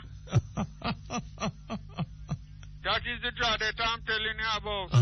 The Jadet. And if the Jadet is like me and you age our purse from 65 up, If you're under that, you can get the National Health Fund. Yes. Which it's cheaper. But this is for, hold on, this is for the purchase of drugs, of certain, No, if it's a national, yes, for me. But it's they, certain drugs. well, But yes, for, yes, yes. For any other purposes. Yes, like but hold on. the children. Hold on a moment. What we were talking about here is a child taken to the children's hospital, I understand that. right? And they didn't have the drugs. well, they didn't happen not to have the drug there. Right. And the person was given a prescription. Yes. Right? Now, the other thing about it is this, but we were told that the children under 18 would be getting free treatment. Not outside from the hospital, not outside the pharmacy. No. Free Yes, treatment. yes. We were told free treatment. To who? What? Well, no, But sir. hold on a little bit. University Hold on. hospital at all. It wasn't the university hospital. She went to children's hospital. Yes, the children's right? hospital. And she got a prescription. She got a prescription. She didn't get No, it the filled prescription. Hold on just a moment. The prescription is an essential part of the treatment. It didn't fill there. They don't have the drugs there. So what? Therefore she have to go outside and buy it. But hold That on. don't cover it outside. Yes, but we were told that they were going to be getting Mr. free Perkins, treatment. The government would have to pay that pharmacy. Just like, look, Mr. Perkins. We you were see the Jadet? But you are telling me, sir, that the government pays the pharmacy that supplies you. Yes. Yes. It's not the So- government pay. all right. Government get the drugs Yes. to them, but So we have the- to pay the pharmacy. Yes, the but the 40 fact of the $40 matter, the $40 the per fact drug of the matter supplies it is to us. that woman had to pay $2,000 for the Perkins, treatment you're of her not child. listening what I'm saying. So if I she am didn't- saying that child from one day. If she did not have the $2,000 to pay, then The child will probably die. the child would not have been treated. What I am saying, Mr. Okay, Perkins. that's all I'm saying. Mr. Perkins, Uh-huh. what I'm trying, and you're not listening. I'm listening, and I heard you. From You one are telling day me. old I am to talking. till when Hold on, sir. can get this kind of Yes, drug yes, from yes, the yes, government, yes. which is called But the we are National talking Health about Fund. two different things. Then why don't she get the National Health Fund if she have a I sick don't child? I don't know that is available to her. Of course. No. Mr. Perkins, don't tell me nonsense. I Right? don't say the Jadet. Uh-huh. I said the National Health Fund. Yes. It's from 1 day old to when? Oh. Yes. And I'm asking one of your callers Then why to was call it? you and tell you. Why was it that she was not given that information at the hospital? Mr. Perkins. And why? Mr. No, Perkins, hold on. it is on the air every single day. That is not the point, sir. That is not the point. That is not the point. She ought to have been given a prescription, right? Which, no, which indicated. No. And not only that, the question is, does the National Health Fund cover all drugs? All drugs. That You is get a not. certain amount That of- is not true. Mr. Perkins. That it is does not true. Mr. Perkins. The it National- does not cover all. The National Health Fund covers only some generic drugs that are. Hold on a little bit. Some generic drugs that are needed by people of your sort of age. No, right? sir. No, Yes, sir. that's my understanding. No, sir. That is It applies. That is the job It that you're applies to talking- older people. That is the job that you're talking Anyway, about. all right. We're not going to solve the problem by repeating ourselves. All right. You can. Right? I hope one of your people call you. All anyway, right. I'm not Good. finished with that. Uh-huh. Please. Next one. You were speaking to a person about sometime Monday or Friday about people getting houses. Yes. National Health Housing Trust. Yes. Mr. Perkins. Mm. Does everybody who put money in savings account, when you put the money in a bank, you put it to save, right? Uh-huh. Does everybody get a loan from it? Can anybody who put money in the bank get loan? Well, if you apply for the loan, and if you, but that is putting money in the bank, sir. The bank is not a government institution, right? A. B. The bank cannot compel me to put to open a savings account That with it. is not the case, Mr. Hold on, sir. The bank cannot compel me to open a savings account with it. When I go to the bank to open a savings account, that is a commercial transaction. I choose whether I want to do it and whether what the bank is offering me is what I find acceptable. When money is taken out of your income by the National Housing Trust, that is not what is going on. Can I have a That is hold on, sir. That is a compulsory is compulsorily determined by the government. I don't have no choice, or the person earning an income does not have any choice as to whether he contributes to the National Housing Trust. Can I have a say? Right? Hold on just a moment.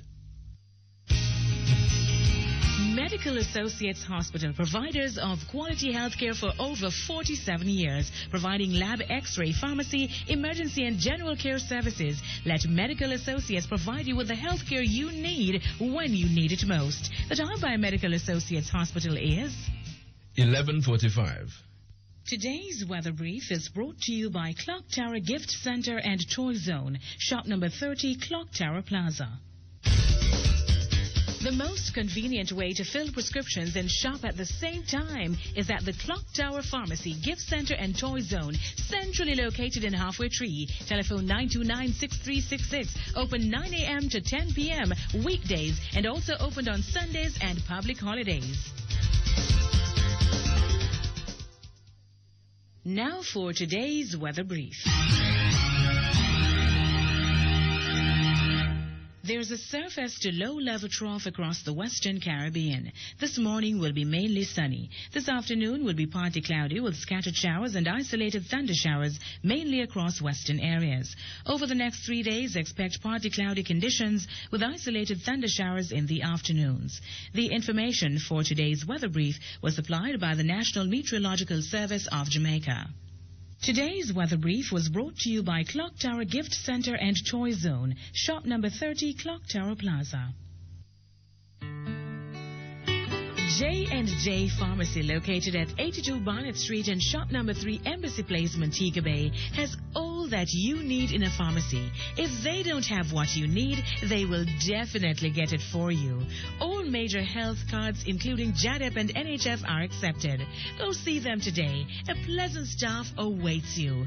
Opening hours for Barnett Street, 8:30 a.m. to 10 p.m. Monday to Saturday, and 10 a.m. to 8 p.m. on Sundays and holidays.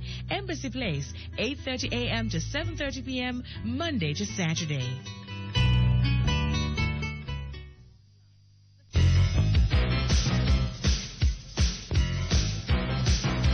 You're listening to Perkins Online, the Thinking Person's talk show. Our phone numbers are 968-4901, 968-4902, 968-4903. Our local toll-free line is 1-888-991-4072.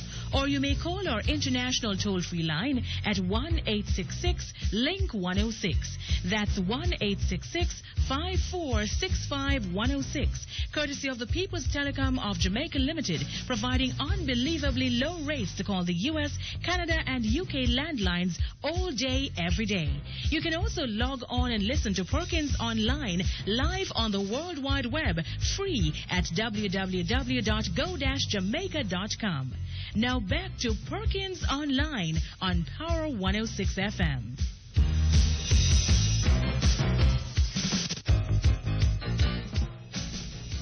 Okay, thank you very much. We're back with you. Yes, Brother P. Uh-huh. The man who get the loan from the bank, Yes. he probably don't even put any money in there. And he is living out the poor man who put the money in there. Anyway, No. Hold on a little bit. The poor man, well, if the man who puts money in the bank is a poor man, the fact of the matter is that he made that decision himself to put his money there. I agree with that. Right. And the bank borrows money from him, right? And lends that money out to people who pay them interest on it and make money off it, right? But you know... give me back very little. Well, but the point is this. Hold on, sir. You are under no compulsion to put your money in the bank. But if I never put it in, who the man who borrowed should I get it? That is not your problem. Well, if what you are doing is putting money there to make it available to the borrower, well, that's your business. You made that decision. True. Right? But the ministry, the housing trust doesn't work like that. How it works? How you mean? The government decides that you're going to pay the money. That money is taken from you. Very often, in the case of PAYE people, it's taken from you before you get hold of your salary. Brother P. Yes. The little penny with them take. The little penny, Mr. P. If they did left them with the poor people with the money in their hand, they would have taken it by food. They would have taken it by food? Yes. Oh, I see. So if you take the money, hold on.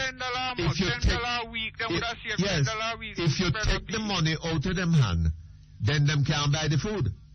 Them save that $10. But I'm saying, they save that $10 because normally if you did leave the $10 with them, they would spend the $10. Yes, but they would they wouldn't have a house. They would get the food. And when they take the money, when the government take the money from them, they still don't get the house. They get it back. They get back the money. They get it back eventually. Yes. And the question is, how regularly do they get it back? After they reach a stage, I'll agree that meant they don't reach the age where the money return back to them. Totally agree with you. But many live long and glad for that money. Turn back to them because if they did, Mr. Perkins. Look here. If you did left $10 in my hand, and don't take it from me, I would spend that $10. Yes. But compulsory you take that $10 and you get it back after. Yes, but if the money is mine, I have the right to determine what I'm going to do with it. Drastic measures have to be taken. Yes, but the government is using poor people's money, or money from people who cannot afford those houses, to provide houses for people who can afford them. You know, that's all I'm saying. People who are living in houses today who wouldn't be able to live in the house because I hear said to leave the money in those people's pocket and then develop house, build house. You think, Mr. Perkins, I would be living in a house today. I wouldn't be living in a home today. So you got one? No, because I could get when the housing came on, I could be able to trust a house. Yes. And go back and borrow money and build on my house. Hold on a little bit. I want you to listen to something here. There's a couple of emails that we got related to what we're talking about. Yes, I came in while he's speaking. Mr. Perkins said that comment on the line. The National Health Fund insurance does not cover antibiotics and will only cover some pain medicines if the patient is arthritic. That is my understanding. It covers some medications for chronic illnesses only. Yes. That was one. There's another one. The National Health Fund is restricted to only certain category of diseases. Yes. Not all and sundry. The same applies to the older one. Yes. Yes. Okay, you heard that. Mr. Perkins, yes, the person who get that, don't take it from them. Call the National Health Fund. That is my give you the number. That is my understanding. I will give you the number. Anyway, look. Call the jotted people them, which is 906. Hold on, sir. You better call them. You call them and find out from them. Right? Because you don't know what you're talking about. No, you don't know. You are trying to corrupt things. Yeah, I see what said to call the National Health Fund by calling Mr. Perkins. Anyway, you have anything else to say? You think you have anything else to say? 06. I I am not. Don't bother with that. I'm not interested. Do you have anything else you want to say? No. Okay. Well, goodbye. Okay. Hello. Hello. Yes. Good. Morning, Mr. Perkins. Good morning, sir. How are you, sir? Not too bad, thank you. No, my concern today is with the police department. Yes. Specifically with the traffic. Uh-huh. I thought you would be worried about the allegation made at the Federation that that police are running Oh, you mean, guarding private functions, yes, and all these night shows, these things that go on at night, right? But and people are trying to sleep in their beds and can't sleep. Exactly. And the police don't come and turn them off. But it turns out that the police are making money out of them. I am quite aware of that, sir. So is the allegation. Yes. Uh-huh. My concern really is with the carnage on the road today. Yes. Now, I'm aware of the fact that the police department is stressed, overworked, underpaid, understaffed, yes. what have you. Yes. But still, I would like to believe that the commissioner can sort of deploy policemen, especially in traffic department. Can you remember some time ago you had policemen standing at different intersections in Kingston? Yes. Have you seen any for quite a while? Not recently.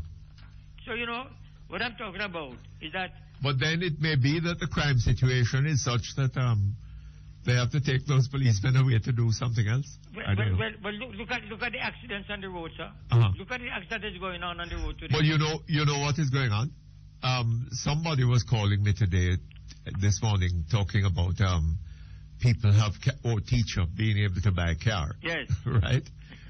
One of the things that is happening in Jamaica is that the government, for political reasons, yes, has exploited this business of, in places like Japan, they have these second-hand cars that they're exporting to places like Jamaica. And they've allowed these cars to come in and people to buy them up and so on. They get duty and taxes on it, and GCC. That is quite true. That's where the money comes That is from. quite true. But the road system is not adequate. Quite so. The roads are overcrowded. Yes. And people cannot move freely on them. That's quite right? a fact, yes. And therefore, what happens is that some people find themselves under pressure and they break the rules in order to try to get where they're going faster. That is one of the things that is happening. Well, that's what I think I'm really aware of, And, uh-huh. But I would summarize that if you had more policemen, traffic policemen, sort of, on the road and moving up and down, probably all these the fast driving and these so-called madmen that are driving so hard. Look here. Especially the coaster buses, the taxi men, the mini buses. If we look here, sir, we are tending to rely too much upon policing, upon law enforcement. What we want to do is make sure that the laws that we have are laws that people find it in their interest to obey and to support. Right? Yes. You can't make laws or create situations that are holding people up on the road for hours and not expect that at some point somebody is going to feel that, boy, why don't I try this way of getting out of it? Right? Yeah, that may be so, yes, that may be so. And that is behind, that sort of problem is behind the whole crime problem that we have. Right?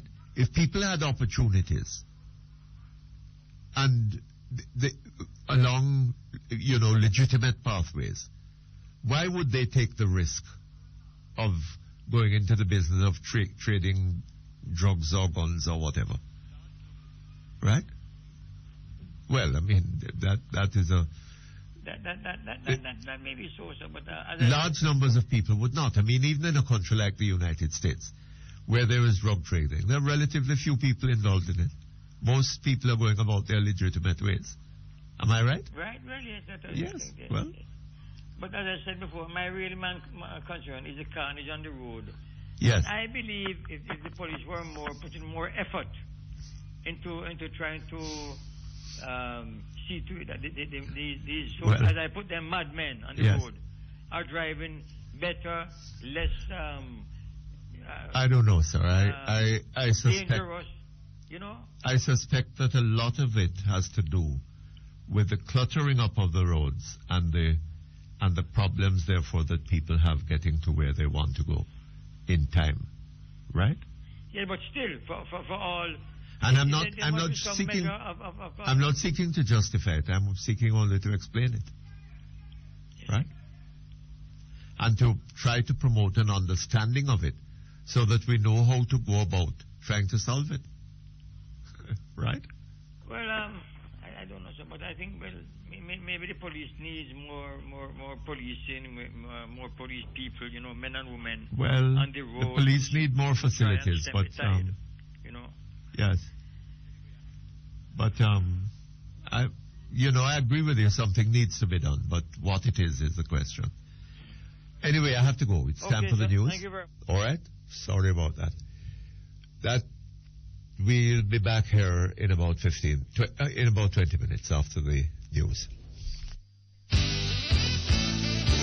Melmac Dental Care specializes in amalgam fillings, composite fillings, root canal therapy, periodontal treatment, dentures, crowns, and bridges. Open every day. Call 929-6704. Melmac Dental Care, 10 to 12 Melmac Avenue. The time by Melmac Dental Care is 12 o'clock. Midday News is brought to you by Restaurant of Jamaica, KFC. We do chicken right every time. News, comprehensive, powerful, and credible. Power 106 FM, Radio News Center.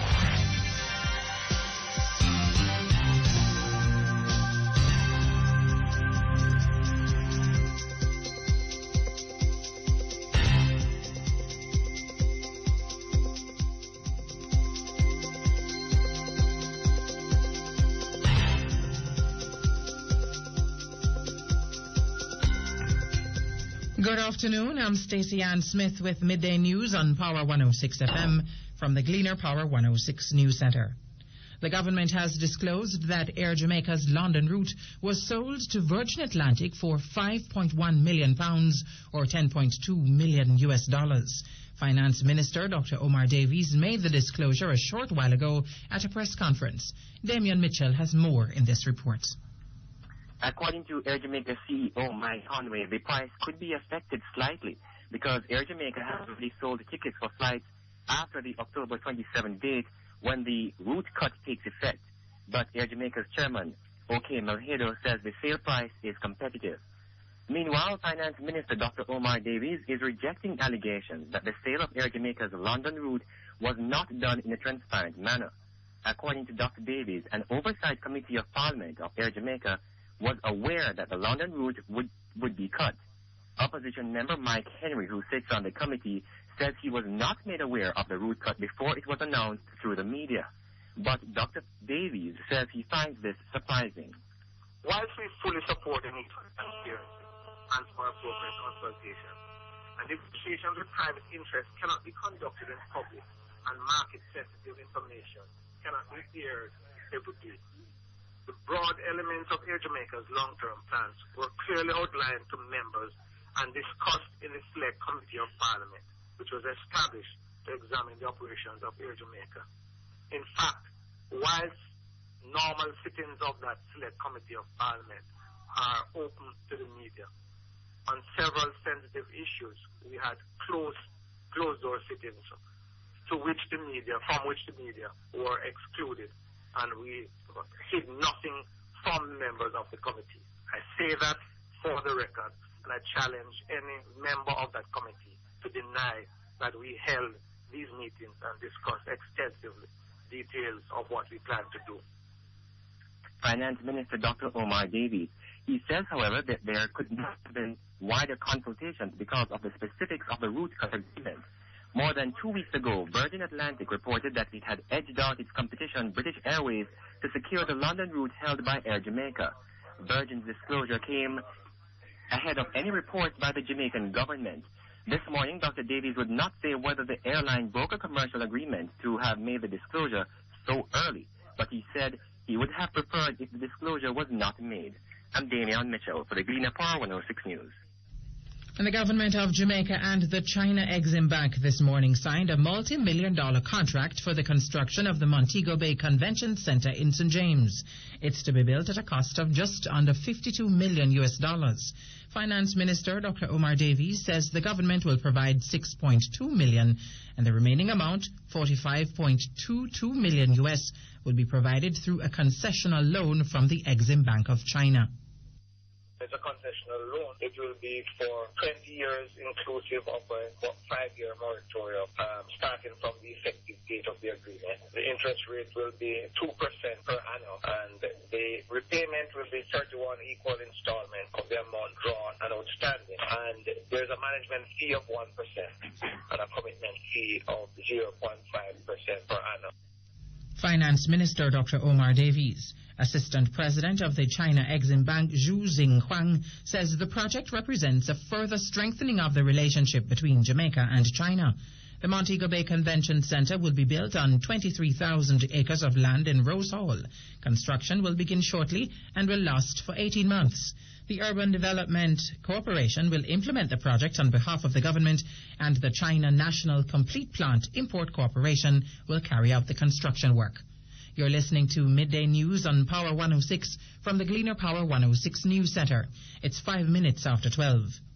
The opposition Jamaica Labour Party, JLP, is promising an annual budgetary allocation for disaster preparedness if the party becomes the next government. JLP spokesman on disaster preparedness, Pernell Charles, has described as unacceptable and careless the government's current level of readiness for the 2007 hurricane season.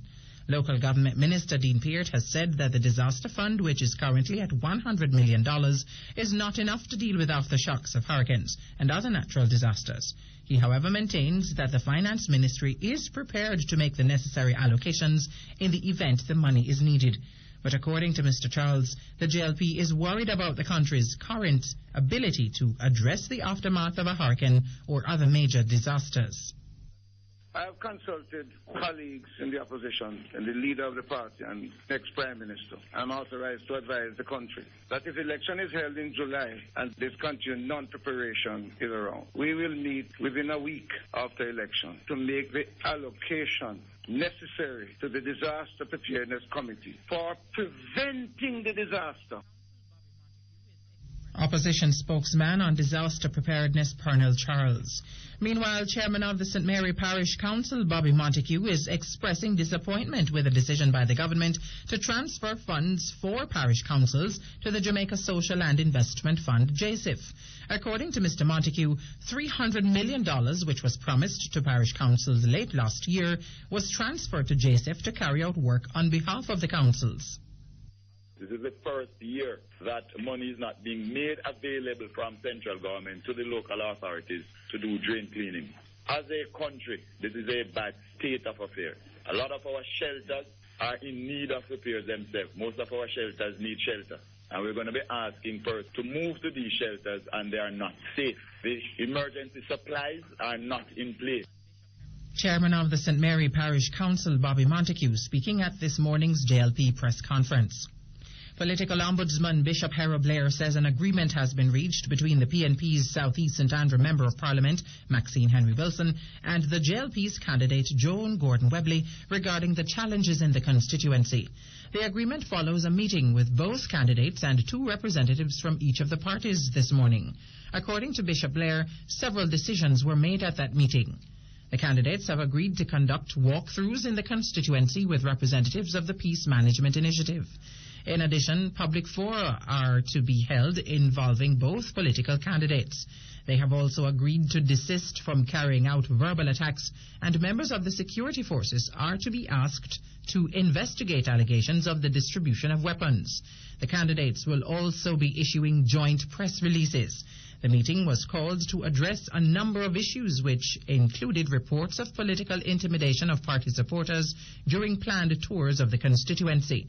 There were also allegations of weapon distribution as well as the inappropriate display of flags and flyers in the areas. The Claremont Police in St. Anne are reporting that the body of a woman was found in bushes in Islington, Orange Park District in the parish yesterday. She is 33-year-old Carleen Clark of Davis Pen in Trelawney. It's reported that a resident saw the body of Miss Clark and notified the police. Investigators who went to the scene say the body had several chop wounds. The Claremont Police say Miss Clark, who is believed to have been mentally challenged, was last seen alive at her home on Wednesday. The Jamaican government has imposed a visa requirement for nationals of the British Virgin Islands, BVI. Chief Minister Dr. Orlando Smith is quoted by the Caribbean Media Corporation as saying he received a letter from Prime Minister Portia Simpson-Miller indicating that the visa regime would take effect today. The Chief Minister said no procedural details were given, but Mrs. Simpson-Miller sought to assure in her letter that the government would provide information on the application process before the new measures take effect. On January 9, Mr. Smith, who is also the Immigration Minister, announced a visa regime for Jamaican nationals who wish to travel to the BVI. That visa regime took effect on April 1. A Jamaican man has been convicted of drug trafficking in Antigua. 21-year-old Kimar Grant has been ordered to pay $250,000 in 2 weeks or face imprisonment. He reportedly pleaded guilty to possession of 1 kilogram of ganja. 2 other charges, importation and possession with intent to transfer, were struck out after the prosecution said it could offer no evidence. Grant had pleaded not guilty to both charges. Grant arrived in Antigua last Friday on board a Caribbean Airlines flight from Jamaica. A 20-year-old farmer was killed in St. Elizabeth yesterday after the motorcycle he was traveling on collided with a minibus on the Junction Main Road. He is Jacito Jacobs of Delightful District in the parish. The Constabulary Communication Network reports that Jacobs was driving a Yamaha motorcycle along the Junction Main Road about 7:30 yesterday evening. On reaching a section of the roadway, the motorcycle collided with a Toyota Noah minibus. Jacobs reportedly sustained multiple injuries and later died while being treated at hospital.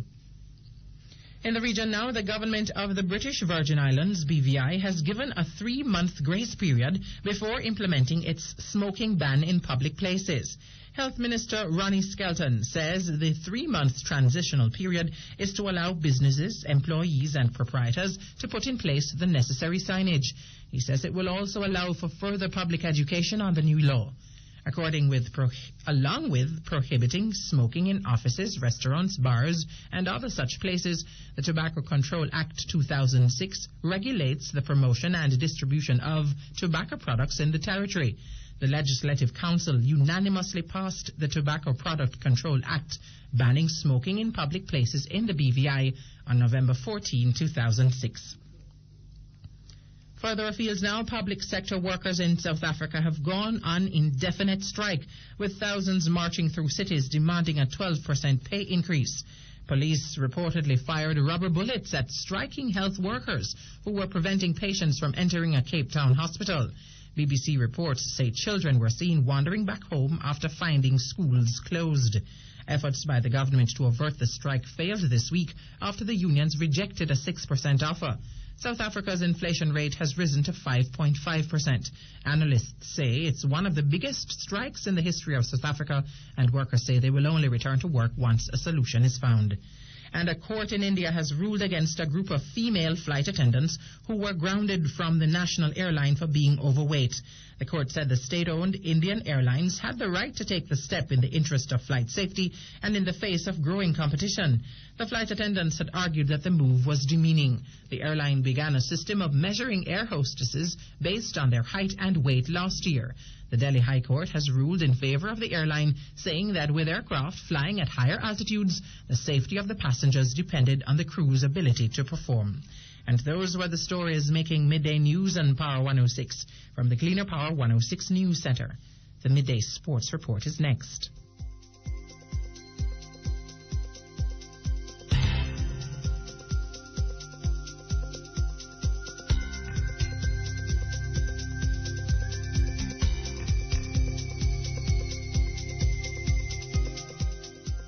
Midday News was brought to you by Restaurant of Jamaica, KFC. We do chicken right every time.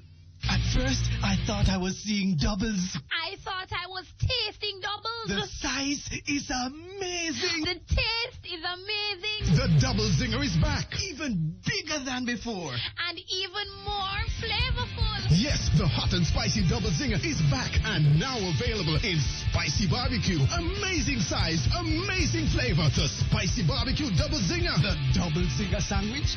About take some heating. KFC, it's finger licking good. Sports, comprehensive, powerful, and credible. Power 106 FM, Radio News Center.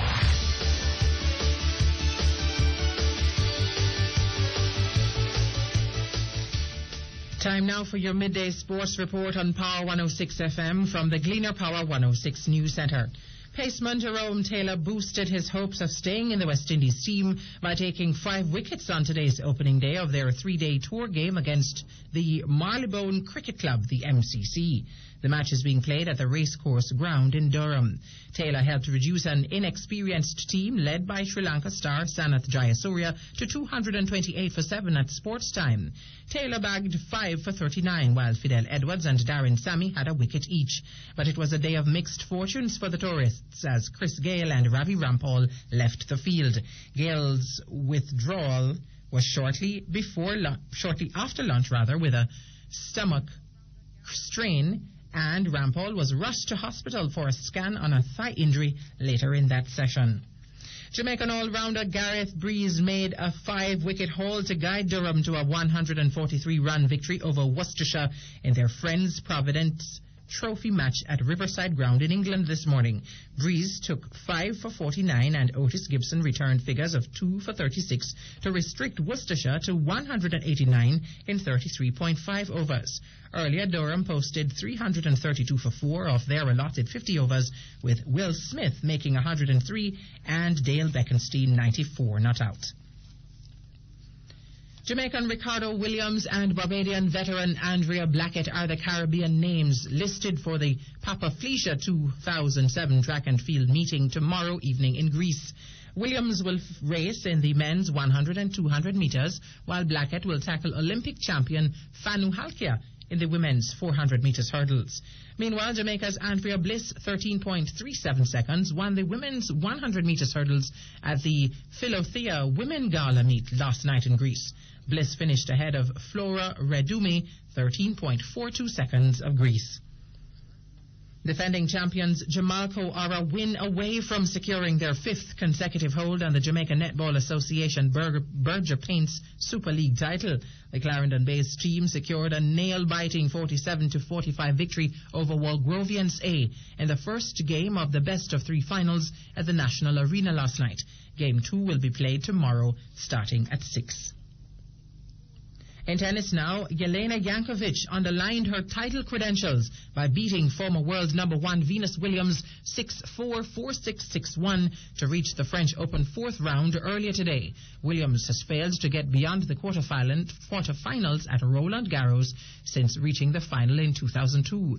Meanwhile, world number 1 Roger Federer will face Russia's Mikhail Yevgeny in the last 16 after dispatching Potito Staresi. Federer was rarely troubled against the Italian, racing to a 6-2, 6-3, 6-love win in 1 hour and 31 minutes. Yevgeny, the 13th seed, beat 2003 champion Juan Carlos Ferrero 6-7, 3-7, 7-6, 7-3, 6-2, 6-2. In another game, 4th seed Nikolai Davydenko breezed into the 4th round with a 6-4, 6-2, 6-4 win over France's Michael Lodra. In football now, 6 players from Portmore United were named to the national senior women's squad to prepare for the Pan American Games in Brazil. The games will be held from July 13 to 29. Among the Portmore United players is Tashana Vincent, who has earned a recall to the squad after a long absence. The 17-member local squad also includes 5 players from Harbourview Football Club. The players will meet with new coach Charles Edwards tomorrow morning at the offices of the Jamaica Football Federation. Finally, the ISSA Under-14 Schoolboys Southern Basketball Conference will continue this afternoon at 3 venues. At the National Stadium Courts, Arden A will take on St. George's College B and Kingston College A against Wilmot High. Both games will be played at 2 o'clock. At 3, Kingston College B will take on Arden B and St. George's College A will take on Camperdown. A doubleheader will be played at the St. Jago High School. Camperdown face off with St. Catherine in the first match at 2 o'clock, while St. Jago will play Calabar at 3. Over at the Meadowbrook High, Excelsior and Jose Marti will clash in the first game at 2, while Meadowbrook play Jamaica College at 3 o'clock.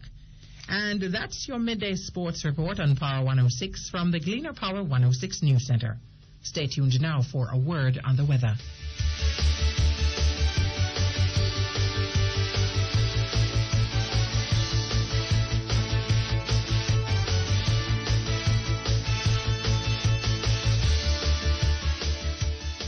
The Gleaner Power 106 FM weather at noon is brought to you by Carvy's Souvenir Discount Centre and Craft Village, Twin Gates Plaza.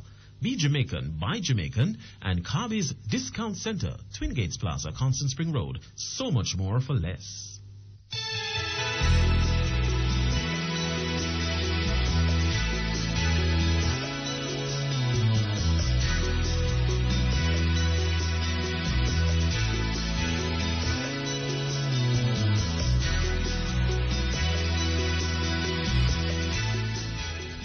The National Meteorological Service is reporting that there is an area of low pressure across the northwestern Caribbean. On the local scene this afternoon, expect cloudy skies with scattered showers and thunderstorms. Tonight is expected to be partly cloudy. Tomorrow morning will be partly cloudy, and during the afternoon expect scattered showers and isolated thunderstorms, mainly over central and western parishes. And that's your midday weather report from the Gleaner Power 106 News Centre.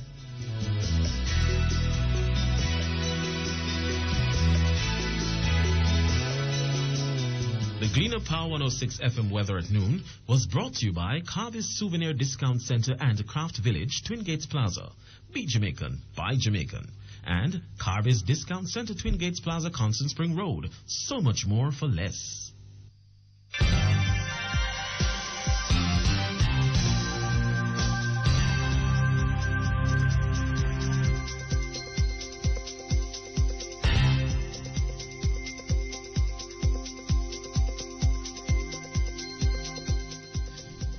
And now to end midday news on Power 106, a recap of the main stories. Government provides details of the sale of Air Jamaica's London route to Virgin Atlantic.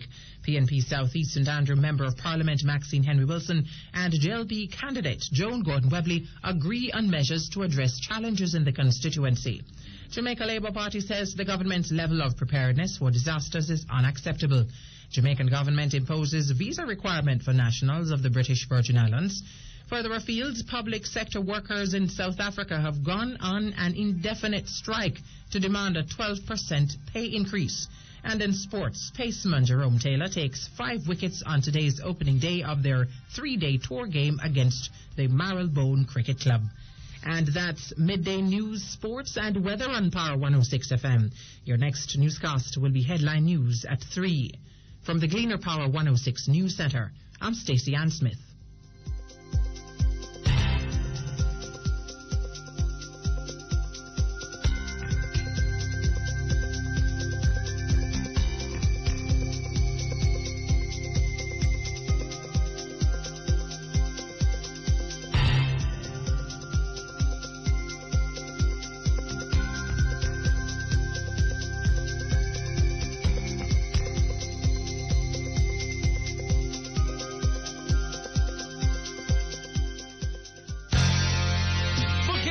You think you know about pickup trucks.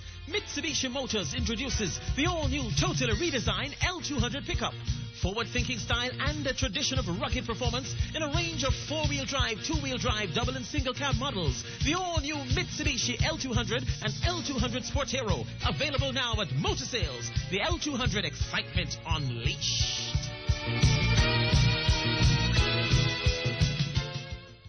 Blah, blah, blah, blah, blah. Hey, what's all the blah, blah, blah? Pay only $3 $3 a minute after 3 minutes with Digicel. After 3? Yeah, pay only $3 per minute after 3 minutes with Digicel, even when you're calling overseas. $3 after 3 from your Digicel to the USA, Canada, and the Caribbean. Or call another Digicel and even a landline. $3 after 3. Even to call foreign? Yep, so now you're going to be hearing a lot more. Promotion runs from May 25 to July 1, 2007. See the press for details. Digicel. Expect more, get more. The following is a paid announcement by the JLP. Why, Portland River come down bank to bank. Portlanders, come out in your numbers for the GLP tour of West Portland. Saturday, June 2nd, 10 a.m. in Windsor Castle, ending with a mass meeting starting at 6 p.m. in Buff Bay. Meet and hear the next Prime Minister of Jamaica, Bruce Golding. Party stalwarts Audley Shaw, James Robinson, Shahini Robinson, Bobby Montague, Dr. Chris Dustin, your next member of Parliament, Emmanuel Division, Darrell Vaz, and others. Full time for your real change now. Full time for your better Jamaica. The proceeding was a paid announcement by the JLP.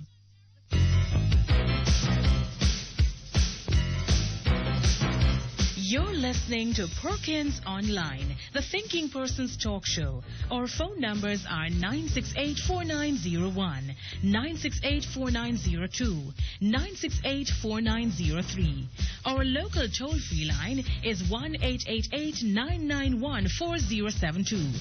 Or you may call our international toll-free line at 1-866-LINK-106. That's 1-866-5465-106. Courtesy of the People's Telecom of Jamaica Limited, providing unbelievably low rates to call the U.S., Canada, and UK landlines all day, every day. You can also log on and listen to Perkins Online live on the World Wide Web, free at www.go-jamaica.com. Now back to Perkins Online on Power 106 FM.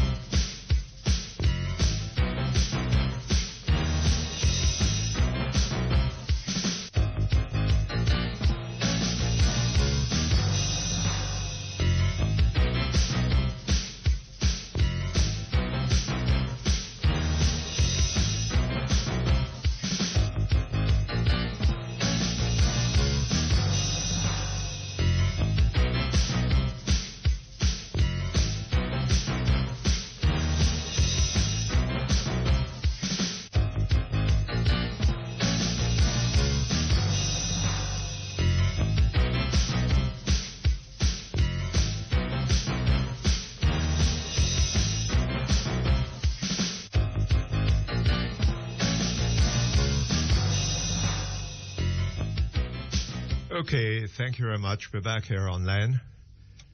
And we go to the telephones. Hello? Mr. Perkins? Yes, sir. Good afternoon to you. Good afternoon to you, sir. How are you doing? Sorry, I'm sneezing. Oh, I know what it is. Don't worry yourself about that. It's a little nippy in here, you know. Hey. You hear me now? Yes. I called you from yesterday, you know. Uh-huh. I'm going to tell you now, say, you're not doing no justice, you know, man. Why? Some of you call them. Why? You know, sir, when Jamintel get off the line 1 o'clock yesterday, Mr. Perkins, I've been holding till the program finish. And nobody come to me. Oh, is that so? Yeah, man, and you know, it's a 4.5 hour program. You can't give one man in the whole time, you know, man. Well, it's not a matter of a whole people have time. interesting things to say, and I agree. Eh? I agree that people have interesting things to say. And you want to hear it, you know? Yes. And we want to hear it too. But there are some persons who call and they use a cell phone. And you imagine if they should stay on the line. But hold on a little bit. Do you realize how you're defeating, you're going against your own argument? Me? Eh? Where do I know? Because you're on now, you know. Yeah, man, but and instead of saying what you have to say, you're using up time saying that other people shouldn't be given as much time as they No, man, but are given to us. if me stay 5 minutes, that's too long. Eh? If me stay with you 5 minutes, that's too long. So me get into it now. Yes. All right, hear me now. May I try call you from the time your comrade friend up on the line I tell about the medication with the National Health Fund. Yes. Well, you get a few emails to say what I want to say to you. Yes. That it only covered people with chronic Yes. illnesses, right? Yes. So I don't know where him getting facts from. And him giving you number to call. No, he's one of those persons Where who believes that what is true is what helps his party. Right? And we need to move away from that. Well, I should have hoped so. Right? Because while I'm listening to him, I went to the hospital myself, Mr. Perkins. And when I get checked by my doctor, I don't have any of those suffer from any of those things, right? So I am not on it. Yes. No, I am a person confined to a wheelchair. You tell me that because I am a disabled person, then National Health Fund cover me, and that's not any truth, yes. Right? All right. Let me move on to what I want to say now, Mr. Perkins. From yesterday, I have a joke for you. You're going to laugh. I always hear you say that the government publish the amount of persons working, even if they sit down selling 2 oranges and no business that him a go on. Yes. And I just prove it Tuesday gone this week, So you're right. Tuesday me down my house, Mr. Perkins, I see a gentleman going around saying doing with farmer census. Yes. Right, and hold on a bit. Hold on. My mother say he going pass my exam because me am brain poor. Mother's poor patty make me strong so me can learn at school. But teacher say me chat too much. The time by Mother's Power Patchy is 12:30. When it comes to top quality, when you want great taste, find food for your family with Eve on your plate. Get value for your money, top quality, great taste. Find food for your family with Eve on your plate. Eve Foods, lots of nutrition, a fine food tradition. Find food for your family with Eve on your plate. Eve, the first family of fine foods. Deposit insurance is a scheme to protect depositors in banks and building societies. And effective July 1, protection for depositors' funds will be increased from the current $300,000 to $600,000 per depositor per institution. For further information, call JDIC, toll-free at 1-888-991-5342. JDIC, protecting deposits for you and me.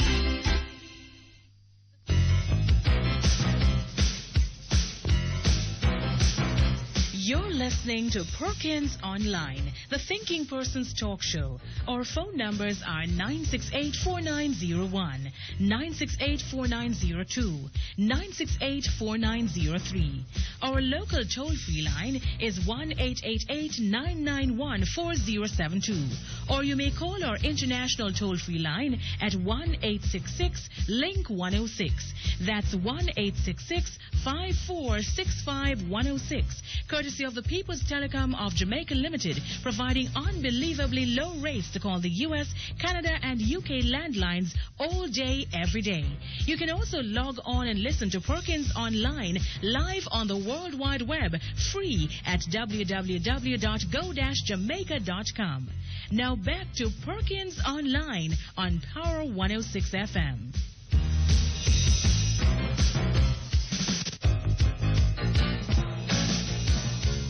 Okay, thank you very much. We're back with you. Yes, Mr. You're Perkins. telling me you're at home on when? Tuesday? Tuesday. And this man going around and he stopped by the house. Yes. I was sitting on my veranda in my wheelchair. And he came over and introduced himself to me. That they are doing a farming census, right? A what? Something another to see the amount of farmers in the area. All right. What he says to me, Mr. Perkins, that was frightening, is that even if I don't do farming, I could answer yes to it, that I'm a farmer. Even if you do not do farming, right? You could answer yes, that you're a farmer? Right, since I'm in the area, in the farming community. I beg your pardon? So I said to him, this is where we get it from, that so many percentage are implied when nothing going on like that. You know, and he said to me, no, not really. And I said, but what else? If you are telling me now that even if I am not doing any farming, I could answer yes to that. No, Mr. Perkins, what you get from that? Well, that what we are being told is a lot of damn nonsense. You understand me? And I tell you how many percentage are implied, and no such thing. Right? All right. One next thing, Mr. Perkins. Uh-huh. I want to ask you this question long time now. Any Prime Minister while being in office ever talk to you on the program? Yes, man. Any Jamaican Prime Minister? Let's see. I'm not sure. I think, yes, I think I've had Prime Ministers on the program. Mr. Perkins talked to you while he was a Prime Minister? Yes, I think so. All right, listen what me want Not to say. very, no, I mean, maybe a few times, once or twice. Well, I never hear him, but hear what now. Why me ask this question? I know say Sister P are your good friend. And she always talk to you now and again on the program when she was Minister of Local Government. Yes. Even to that time. Uh-huh. And you help to put her in as Prime Minister. I help? Yeah, because you help influence people. I don't have that influence. Yeah, man, you're great, you know, you're great. No, me sit down here and me listen to you. I mean, I say me a high glass, no, me not work. So hear me now. Me Oh, so the idea, you are not working. I'm not working. So therefore, the man was The saying man said me must answer yes, I'm a farmer. you're a farmer. Yes. In which event you're employed. I am employed. That's it. That's what I'm telling you. I sit at home every day in a wheelchair, Mr. Perkins. Want something to do and don't have what to do. Yes. And the man said, me must say, yes, me a farmer. So you never get what me I say all around. Well. How very interesting. All right. Listen now. So me have time and listen to you, say, boy, you influence people for give Sister P a chance. Now, since Sister P become Prime Minister, me know you and her talk. Me know your Sister P talk to you, so me wonder why, if when Mr.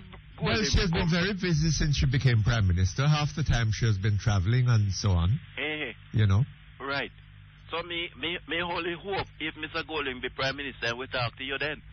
Because me want to hear my Prime Minister come out and say some of the things to on these programs. Yes. You understand? And instead of just when them a campaign and so forth, or when they make a proposal, when them do something, they come back and tell you how much million or billion we going to have to pay. If they do it, me want the Prime Minister come out and come talk to you too and tell you what plan she have. You understand? All right. And next last thing now, Mr. Perkins. Me a man call you Wednesday or so from Bamboo. And saying that no pipe water in the area. Yes. Well, me a call from Southwest St. Ann. And me never see pipe water in this area yet neither. Oh, yeah? So, you me know, me want Mr. Ernest Smith to tell me if him really a go make, after them a talk, the boy, water is life. If rain no fall, people no get water in a Southwest St. Ann. No, me no see no in a Southwest St. Ann with running water. Southwest St. Ann? Yes. This is the old. This is a constituency where me not see no housing scheme. Me not see no. This is who is the that Ernest Smith is there? Yeah, man, very good friend, Mr. Ernest Smith, man. You understand? So me want to know if they really not consider this area to get water too. And yes. this is Well, there are too many. We are now in the 21st century, sir. And in a small country like this, you know, I can understand in a huge place, you know, like Brazil or somewhere like this, that there may be pockets of areas where, you know, there's no running water. But in a small country like Jamaica, surrounded by water. Well, and, you know, when you remember Christopher Columbus said of it that it was a land of wood and water. Right. So we have no shortage of water in this country. That's it. And I cannot understand why. Well, I can understand. In a country like Jamaica, where there is so much water, right? Why there are so many places that cannot have pipe water supply? Me want to know to Mr. Perkins, so me only hope Mr. Smith just come out and tell me something, because me believe in voting for the betterment of your country, but at the same time before one vote you must see what you're voting for, and then we just can't get up every day, and if rain no fall we don't get water, Mr. Perkins. That's rough. It really rough. And as to me can't get water. Yes. I mean, I know if we go for it neither if it's even available. Yes. So we need to have it to accessible to us. Right? Yeah. And this is all I have to say to you, Mr. Perkins, so other people can come in. But I want Mr. Man out of Washington Garden for no say. National Health Fund no cover every sickness. All right, sir? All right, sir. You Thank have you a very good much. day, sir. All the best to you. Okay, hello? Hello? Hello? Yes, good afternoon. Good afternoon, Mr. Perkins.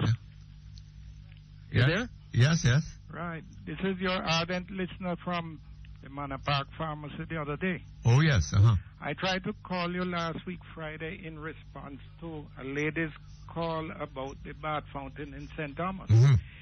It's not quite as bad as she made it out to be. That's what it used to be like. They have improved the road and they have refurbished the place somewhat. They have put up a big gate, and there is one of the bigger security companies managing the gate. So when you get there, you're allowed to come in and park. Yes. So the people don't have access to you. If you go outside, they will offer to wash your car and so on. And they're out there selling sugar cane and coconuts and bananas and so on. But apart from refurbishing that has been done, that bath fountain is a gold mine. A potential gold mine. It is a gold mine worldwide. But, yes. And with a little imagination, we could do so much around that area. Yes. To put those people who are out there desperate to eke out some form of a living. Right? Because this is all that I see, I don't see people up there as harassers so much as people desperately trying to make out some form of a living in a desolate place. Yes. When so much could be done with so little effort. Quite because true. God put it there. All we had to do was to run with it. When you look at Jamaica, it is a star-studded place. Jamaica is not Ocho Rios or Montego Bay. The entire island is a tourist Absolutely. destination. Hello? Young men like that exist all over Jamaica, trying desperately to make a living. Yes. Not just for Labor Day for some celebrity to come there and sort of tease them up. Yes. But right throughout. Now, when you bear in mind that in another few weeks, school is going to let out another close to 40,000 or so who have not much hope of picking up a job. Yes. You can see the dilemma that we're in. Yes. And sir, I have constantly on this program asked the question, and nobody has offered an answer to it. How do we expect in a country like this to have a tourism industry as a kind of oasis industry in a wilderness of want and despair, a desert of want and despair, right? Ocho Rios and Montego Bay and Negril have tourists coming in there. There are bright lights and so on. If people in other areas had employment in those areas, right? They wouldn't be leaving there to come to these other Ocho Rios and Montego Bay Negril to make damn nuisances of themselves. Precisely. Am I right? Precisely. So how do we expect to have them starving where they are and see a little bright light in Ocho Rios, and they're going to go down there and try and get something out of what is going? For example, I've put forward the idea, and I'm not saying this is the way it must go. Yes. But we could go to Florida and target the retirees who have run from further up north from the cold because they have arthritis and rheumatism. But more importantly, they have time and money, and they're only an hour and a half away. Bring them for a free weekend, and I guarantee you they're coming back because they don't have this facility anywhere else. But there was a time not so long ago, sir. There was a time not so long ago when tourism in Jamaica was about people with big names, right?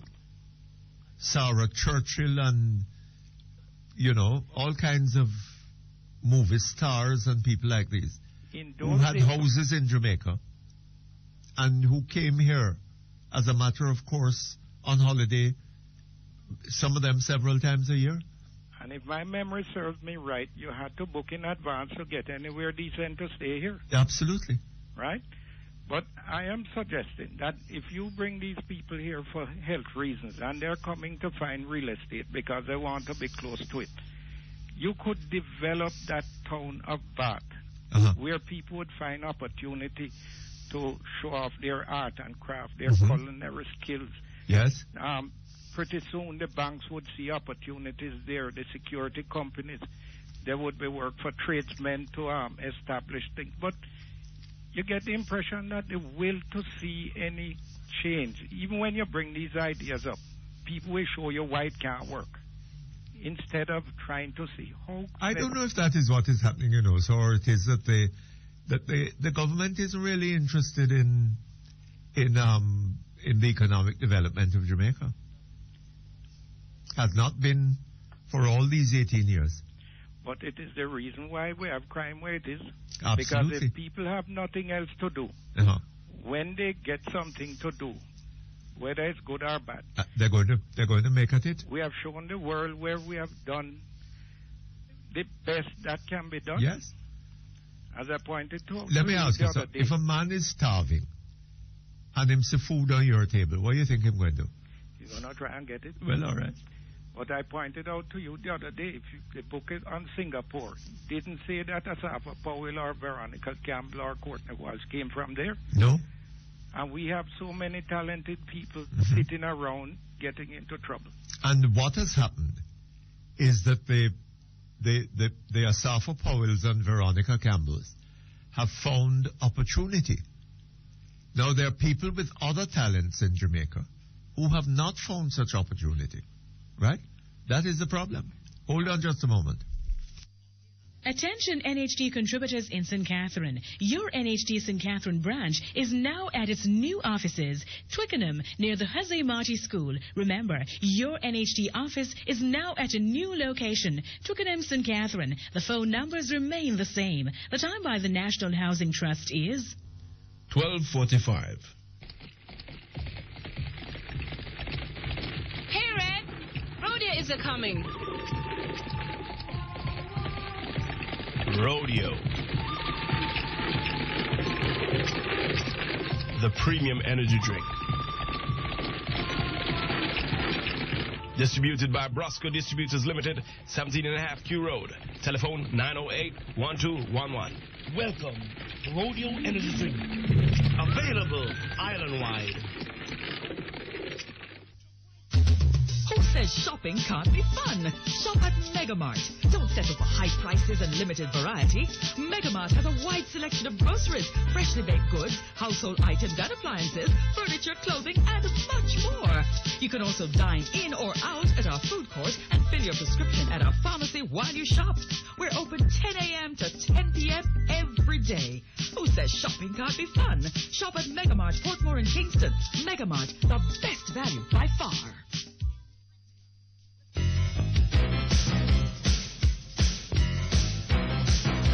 You're listening to Perkins Online, the Thinking Person's talk show. Our phone numbers are 968-4901, 968-4902, 968-4903.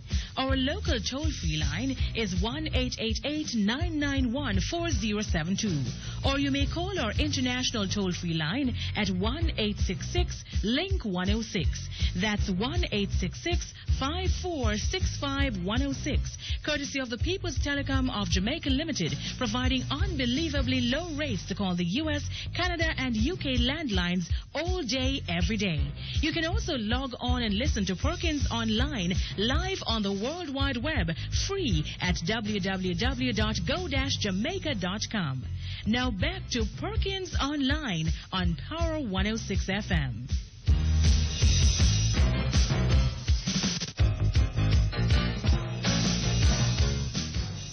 Okay, thank you very much. Back with you. Yes. You know, some time ago I saw a documentary about the children who were killed in the Holocaust. Yeah. And the announcer said, these children didn't just lose their lives. The world lost great scientists, musicians, That is quite artists, true. and so on. That is quite and true. I find it so sad that I see the same thing happening here. Yes. You know? But I will end by reassuring you and Jamaica in all fairness to the Bath Fountain that some improvements have been made and the place is approachable and the people aren't as hostile as before. In the past, when there was no gate and no control, people would rush to you, just as when you stop in Bugwalk to buy oranges. Yes, yes. You get 6 bags in your face. Yes. Right? It's just a desperation because Yes, people are everybody, just every one of them wants to make the sale. trying to survive Yes. if they get opportunity. So keep up the good work. I just thought I would put in my All right, sir. Thank you. Very nice hearing from you. Good. Okay, hello. Hello, good afternoon. Good afternoon to you. Mr. Perkins, how are you? Not too bad. How are you? Well, I haven't got... No. Don't bother to answer. I know you're...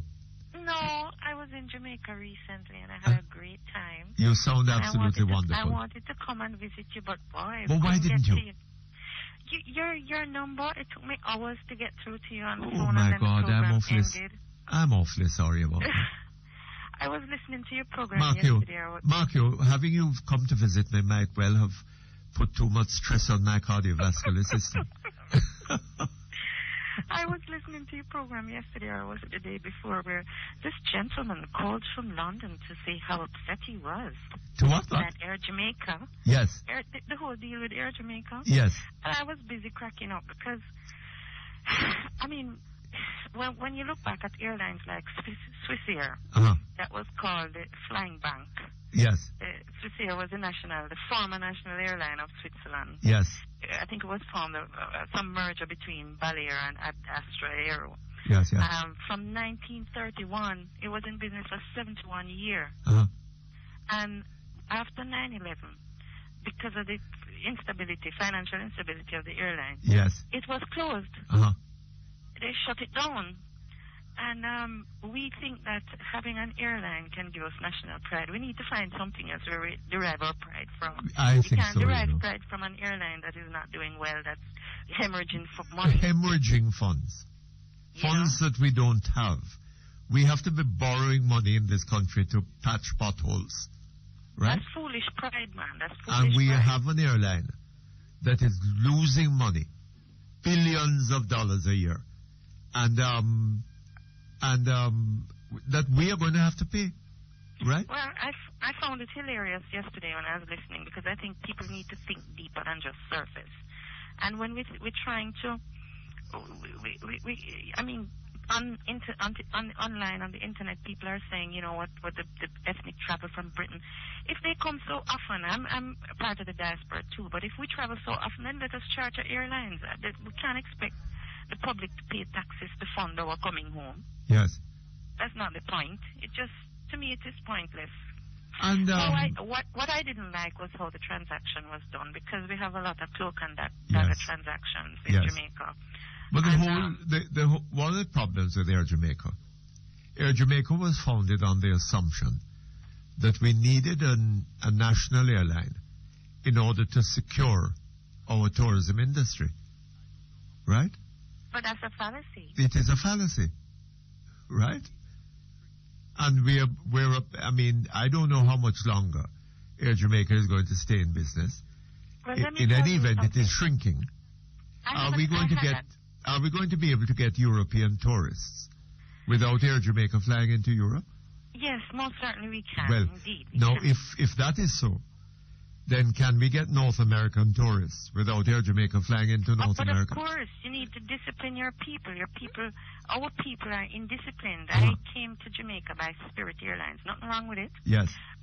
When I was returning to North America, when I was booking the ticket, because I booked a one-way ticket back, I was told that the desk would close. Right, my flight was supposed to be at 2:52. And I was told that the desk would close at 1. Yes. Which meant that if you came after 1 o'clock, your corner would be dark and your blood would be bitter because nobody would be at the desk to This check was you in. Air Jamaica?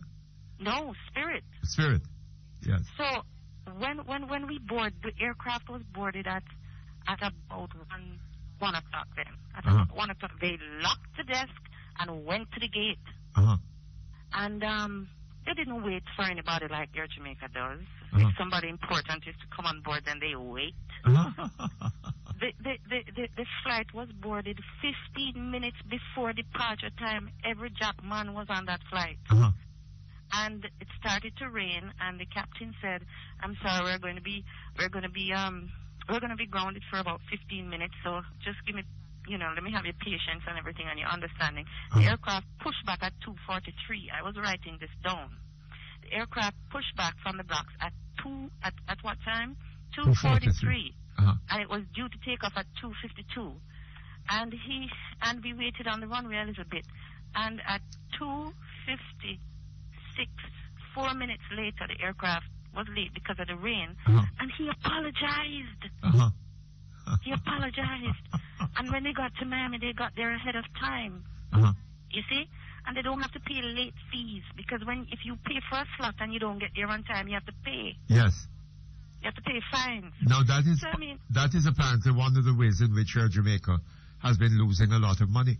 They were you losing can't run business like that. They were losing $2.5 million a month. A month. On the London flight. Which currency is that? Must be United States US dollars? US dollars. Okay. Yes. Can you imagine that? $2.5 million a month. I can't believe. I can't believe. Another thing I was calling you about. I noticed our Honorable Prime Minister is again embroiled in another distraction. What is it this time? Who is getting more attention in the press? Oh, Mum, I find it difficult to believe that. Why? When we have lived through mispronunciation of our name, doozing in the newspaper, spending credit card and caricature and Jezebel, why would you be surprised? Because I think that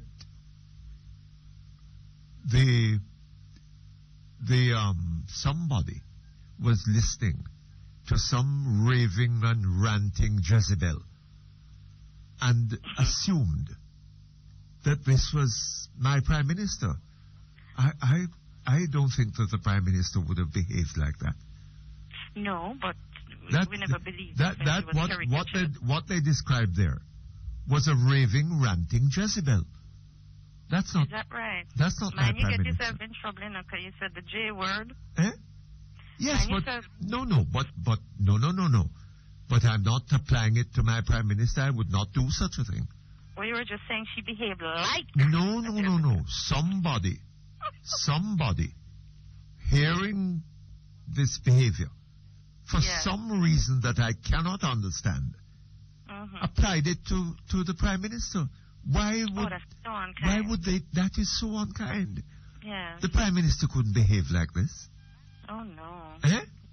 Oh, no. No, of course not. That's a raving, ranting Jezebel. Banshee.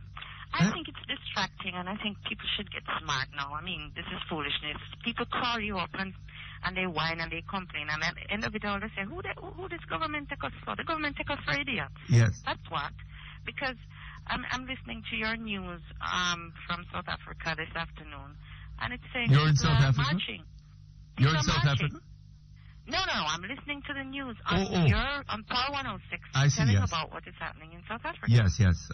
And I'm not saying that people should engage in violent acts, but if people persist in sitting down and moaning, groaning, and whining and doing nothing, and not demanding what they need and what they think good governance is, then whatever you get, you take it. I mean, why are people calling you up at Power 106 to ask you to solve problems for them? When you solve one problem with somebody at what's the name of that infamous agency, RGD? RGD, the Registrar General. When you solve one problem, there are hundreds more out there.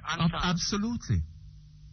People must know where to go for redress. They can't sit down and wait on a talk show host. You're absolutely right. To set the life in order. Yes. And I think people have just become so battle weary and tired and just inert. Not only that. People in this country are more inclined to beg favors than they are to claim rights. Right? I don't know. It's kind of... I had a good time when I was down here, Somebody has... you have a department like RGD, right? When you go to RGD, you apply for a birth certificate. They say, well, now you can pay so much to get it in 7 days. You can pay so much to get it in a month, whatever. You know? So you say, all right, I'll take the 7 days, and you pay that money. Now you have a right to the delivery of that thing in 7 days. And when it doesn't happen, what does everybody do? Well, they call you. They've called me and begged me to talk to somebody there. That don't work. Because that is the way things go in Jamaica. That's ad hoc. Yes. That's ad hoc government. People do not say, look here, you told me that if I could pay for 7 days delivery, I elected to do that. You collected my money, right? Now I want my document. I have a right to the document. And if they cannot deliver it, then you talk to the damn government and say to them, now look here, don't play the ass. Don't go setting up an organization like this that is taking my money and not delivering the goods to me on time. Right? But people don't operate like that. No, they don't see themselves as having a right. Right? They don't see themselves as having a right to be respected by the police and so on and so forth. But you haven't had good government for so long. People Of must course have not. forgotten what it is. And the government itself is taking their taxes, right? And what are they getting for it? The roads are in a mess. The hospitals in a mess. The schools in a mess. No security. What are they getting for the money that they're paying to the government in taxes? Salubrious climate. I was there recently and I enjoyed it. Hold on just a moment. Hold on a moment. Retailers, Advanced Business Solutions is the solution to all your business needs, including point of sales, store fixtures, and display products. Call 906-9965. The time by Advanced Business Solutions is 1 o'clock. All right, we're looking to buy a car or a SUV. Car, definitely a car. Automatic or stick? Definitely automatic. New or used? Oh, that doesn't matter. As long as we get the loan from RBTT, we can't go wrong. With an RBTT motor vehicle loan, we can get up to 100% financing on new vehicles and up to 90% financing on used. And you don't have to pay your fees up front. New or used, you can't go wrong with a motor vehicle loan from RBTT. Visit or call us today. RBTT Bank, your way. Details in the press. Conditions apply. Let's get healthy. Yeah, here we go. Come on, shift to the left. Yeah, shift to the right. With chiffon. Spreads real easy, cooks up right, makes healthy and light. Shift to chiffon. Spread it on now. And rich with vitamins, tastes real good. No cholesterol, no trans fat. No cholesterol, no trans fat. Shift to chiffon. Freshly made every day, keeping healthy the chiffon way. Chiffon. One more time. Shift to chiffon. Shift to great flavor. Chiffon. Shift to great taste. Chiffon. Now available. Chiffon low fat. Chiffon margarine made by Semprod must be good. Yeah.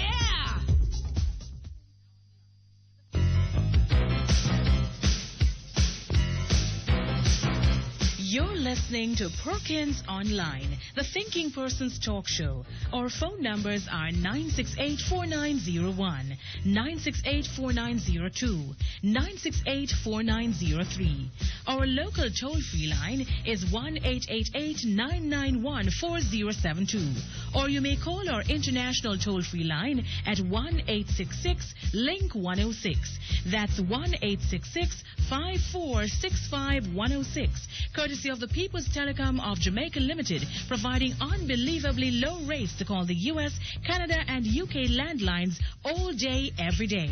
You can also log on and listen to Perkins Online live on the World Wide Web, free at www.go-jamaica.com. Now back to Perkins Online on Power 106 FM.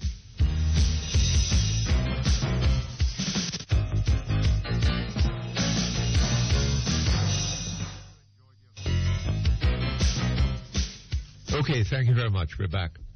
Hello? Yes, I'm You were saying how much you enjoyed your visit. I had a great time. I'm not one to make anything bother me when I want to have a good time. Yes. But I spoke to many people. I spoke to a cross-section of people. And I remember once somebody asked me a very loaded question, what is Jamaica like right now? And I said it depends on where you stand. It depends on what your perspective is. It depends on whether you see the glass as half empty or half full.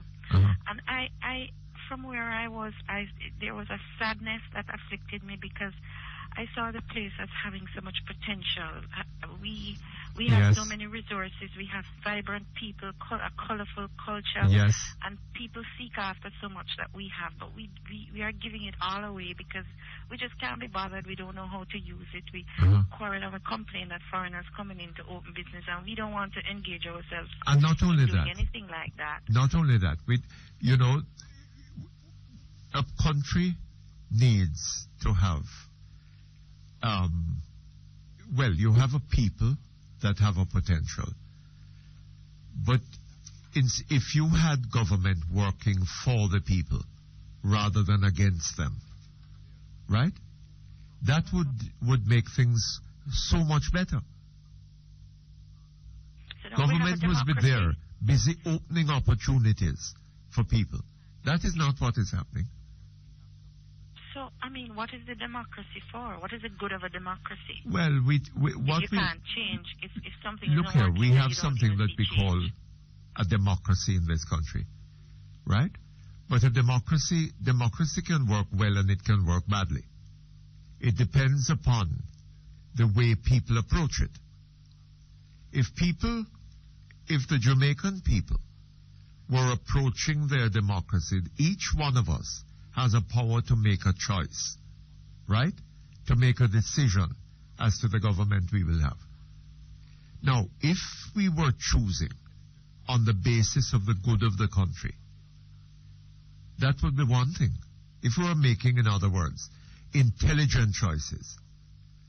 But if, on the other hand, we are choosing because we like green shirt or red shirt, or because down to the very foul in our yard a PNP or GLP, or because my daddy was a PNP.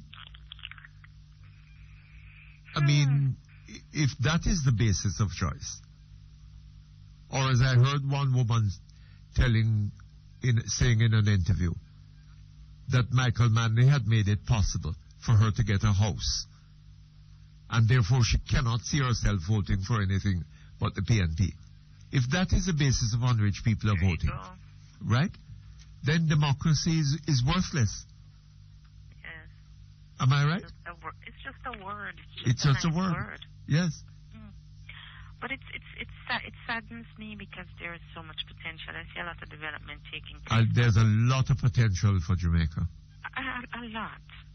But it's a quiet desperation and a very high tension that I felt in certain places and with certain people, Yes. And just even walking the streets and I had to be careful like everywhere else. But it just feeling it happen at home. You see, when you're away, things are magnified when you hear the news. When you're at home, you don't feel the changes because they're so subtle. So, you hear people in the diaspora writing letters, and recently one of your female journalists wrote a letter in the Observer to the diaspora. And in essence it was saying, we chat too much and probably we should just send home the things. Thank you for sending home the things, but hold your corner kind of thing. and people were very upset. Yes.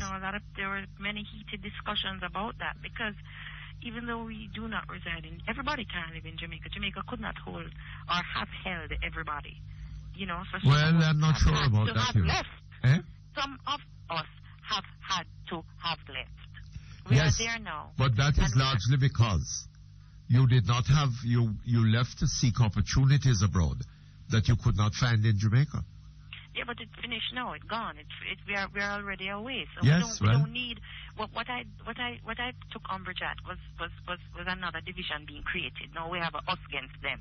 We already have the whole heap of different gay versus straight, black versus white, jet black versus browning. We don't want to have no patriot versus diaspora now. We need to look at trying to get this thing on the road. We need to step out of the way of the petty division. Well, you know, Mom, I strongly suspect. Kept us. I strongly suspect that if Jamaica were to change radically and develop in a way that offered opportunity and a good life to its people, that a lot of people in the diaspora would be back home in a minute. Yes, but right? And would bring with them experiences and skills that would further the process of development. We prefer foreigners, sir. We don't like our own. We have a fear and a distrust of our own people. I don't know that. You don't think so? If that is so, then it is. Why is it so? Well, I don't know, because of our experiences with our own people. But we get burned too much. Eh? We feel like we get burned too much. Well, yes. Yes, maybe. But we need to get rid of all of that, you know? Yes, and I would say to the Jamaican electorate, I mean, I don't you hold no burden for anybody, but I would ask people to stop burying the place and stop being stupid and stop looking up to the sky for some Deus ex machina to come down and correct what is happening. But you know what is... God is not going to come down. You know what is true? We also need leadership. Yes. And that we have not. Also, I think that is what we actually need. We need leadership, but we need to demand it. Yes. You know. And we need, when we see the good leader, to recognize that good leader and give that good leader our support. But you see, we don't like discipline. We like, you know, people tell me if you don't pay money, you're not going to get through. Yes, all of that. Money. And I tell you something, I always say, you know, critical. That if we had a Lee Kuan Yew here, he wouldn't stand the ghost of a chance. I know, but probably what he proposed and worked out for his nation state would not work for all people. Well, Orientals are different, you know. They have a different kind of ethic.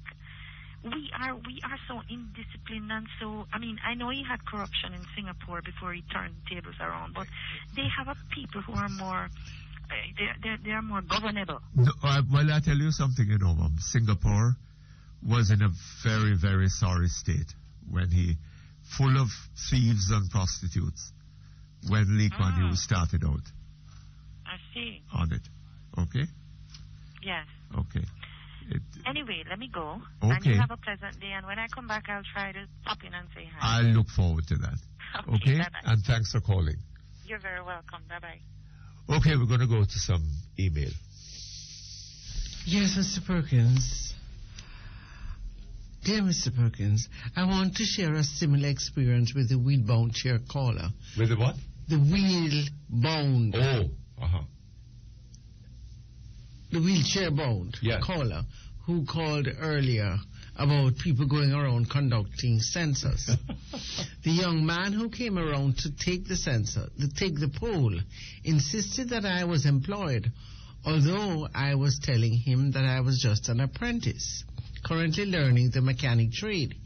He went on to interview the other 3 fellas in the garage where we were, 2 of whom were also not employed, just merely learning the trade as I was. We were learning trade due to the kind courtesy of the garage owner, who pays us $2,500 a week, just enough to cover our taxi fare. I am 24 years old and I have 8 subjects. I have written applications for employment so many times until I've finally given up hope. So here I am, trying to learn a skill as a mechanic. I look around my community and I see many young men like myself and many young women sitting on the corner. It's not that we don't want to work, but there are just no opportunities here for us. My greatest ambition now is to feel the dignity of being an employed person. I do not understand what the poll is about. I strongly sympathize with you, but I believe that If you're an apprentice in a garage, you're doing work there in the course of learning, and you're being paid whatever it is, $2,000 a week. $2,005. By the definition of employment, I think you would be employed. Yours is a far different case from that of the chap in the wheelchair who is being told that he's a farmer, that he could call himself a farmer and so qualify as employed. But I strongly sympathize with your position. Dear Mr. Perkins, I heard you speaking with a gentleman this morning, read the NHF and JADEP. Mr. Perkins, some pharmacists here in Mandeville have been out of medication for high blood pressure and diabetes from last year. Oh, God. On the NHF card. So I take it that they have not been paid by the government, or that the government is out of funds to purchase these medications. I don't think all illness is qualified when you go on the NHF. Well, part of the process of here's things another one. apart. Mr. Perkins, the NHF only covers drugs for people with chronic illnesses. With what? Chronic illnesses. Yes. For instance, high blood pressure, diabetes, heart problems, etc. It does not cover emergency procedures and does not cover anything for renal failure patients. Yes. Mr. Perkins, today is the beginning of the 2007 hurricane season. And I'd just like to share the following information from the Department of Atmospheric Science at Colorado State University. Hold that for a moment. We're going to take a break. Quality, affordable gypsum board, green board, Duroc board, steel stud, and more. Value for your money. Available at All Island Gypsum Distributors Limited. The time by the #1 construction supply store, All Island Gypsum Distributors Limited, 960-7381 is 1:15. There's never been a better time to sign up for the Judicial Select postpaid bundle packages, because with the Select postpaid bundles, you get up to 100 free minutes to call anywhere, on any network, in any country. That's right, up to 100 free anywhere minutes, plus up to 50 free text messages. Upgrade to Digicel Select postpaid bundles and get even more value. Hey, what's up? Digicel. Expect more. Get more. Conditions apply. See the press for details. Homeowners, building contractors, visit Epic Hardware for the lowest prices on steam shower houses, shower enclosures, lumber, electrical and plumbing fixtures, and so much more. Epic Hardware, 142 Muirhead Avenue, Denbigh, Maypen. Telephone 986-6170. Epic Hardware, for people who build.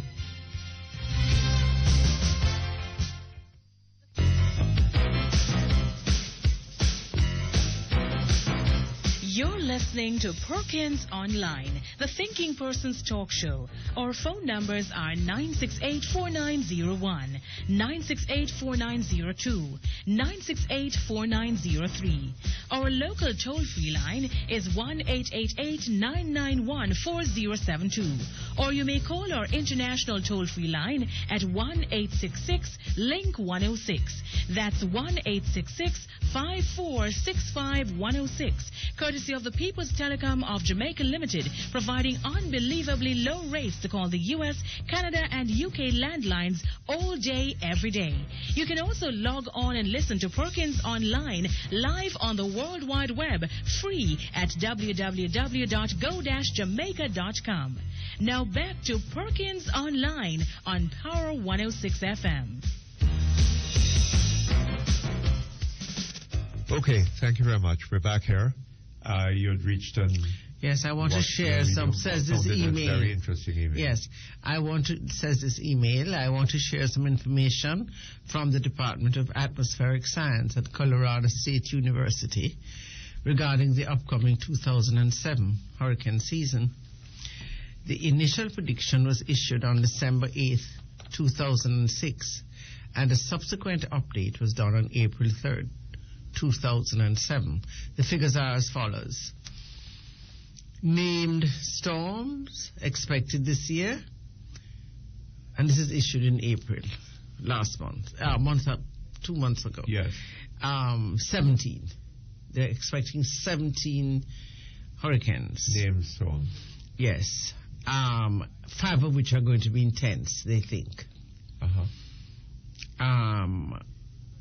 The probabilities... 5 of the 17. Yes. Intense. Yes. Okay. Probabilities for at least one major category 3, 4, 5 hurricane landfall on each of the following coastal areas. The entire U.S. coastline, there's a 74% possibility that one of these major hurricanes are going to reach landfall somewhere along the United U.S. States coast. Yes. The east coast of the U.S., including Florida, the Florida Peninsula has a 50% chance of this happening. This is the average for the last century was 31. The Caribbean now, we come down. The above average major hurricane landfall risk in the Caribbean, about 30%. The 30%. Yeah. The forecast for the 2007 hurricane season is increased largely due to the rapid dissipation of El Nino conditions. They now predict a very active hurricane season. Landfall probabilities for the 2007 hurricane season are well above their long period averages. This early April forecast is based on a newly devised extended range statistical forecast procedure, which utilizes 40 years of past global reanalysis data and is then tested on an additional 15 years of global reanalysis data. I'm sure that the ODPM is familiar with these figures, and also the government. Yes, but we're not prepared for the hurricane, are we? Should expect at least... The drains haven't been cleaned, you know. We should expect at least 7 coming this way, 5 of which could be... well, if one of them high hits us... category. If one of them hits us directly, I mean, we would have a bit of a problem, wouldn't we? Mr. Perkins, I cringe when I listen to people who complain and gripe about the government's contempt for the taxpayers. For the what? For the taxpayers. And then, in bewilderment, exclaim, we cannot accept this.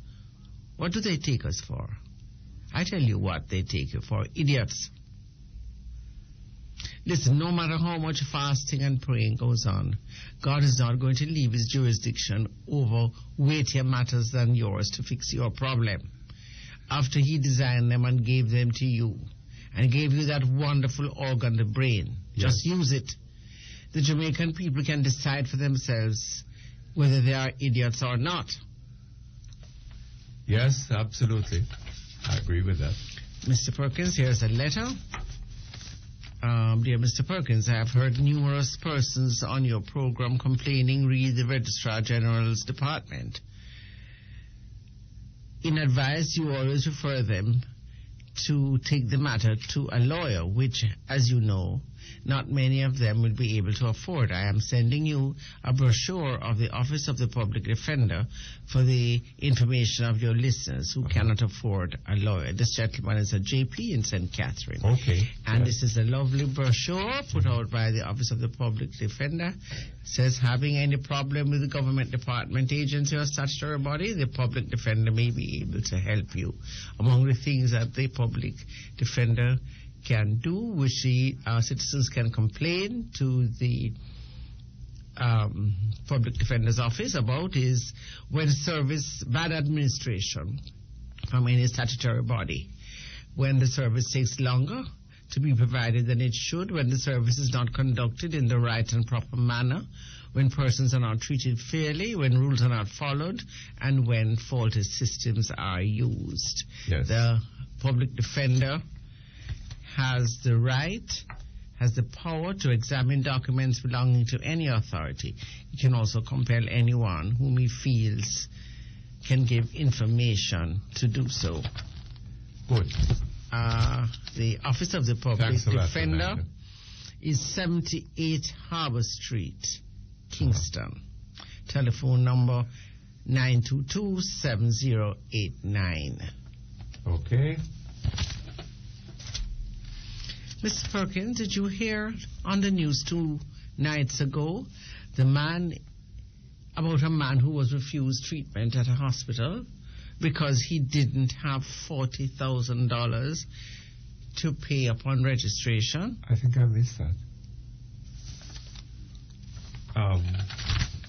What was his problem? This is just what it says here. That's all it says. This is progress. This is how our own and those from the bowels of the working class treat us. Yes. She didn't say what hospital and what was wrong with the man. That is something that needs to be dealt with and dealt with expeditiously. Mr. Perkins, did you hear Mr. Peter Bunting say that the reason why he decided to come back into politics is because he has noticed that some persons have been treating his Prime Minister in a rude, offensive, and disrespectful manner? Oh? I could not help wondering if K.D. Knight, Horace Daly, and Maxine Henry Wilson were on the platform when this was said. As I strongly believe that Mr. Bunting was referring to these persons. Was what? That Mr. Bunting, when he made that remark, was referring to those persons. Oh? I don't know. Mr. Perkins, do not, like other commentators, fall for this red herring devised by the PNP spin doctors about the PM attacking the media. It is just a red herring to prevent her from answering anything of substance, like what are her plans to carry out her mandate? What will she do? What about hurricane preparedness and all other matters having to do with traffic Gora and all the things that people might ask her on platforms? It's a way of gagging the press, Mr. Perkins, and the press are going right along with her in this way. Well. And all of these now... here's one from the Customs Department. Dear Mr. Perkins, as you may be aware, the 0.5% environmental levy came into effect today, June 1, 2007. All our systems were updated yesterday. This is from the Jamaica Customs Department, Myers Wharf, Kingston 15.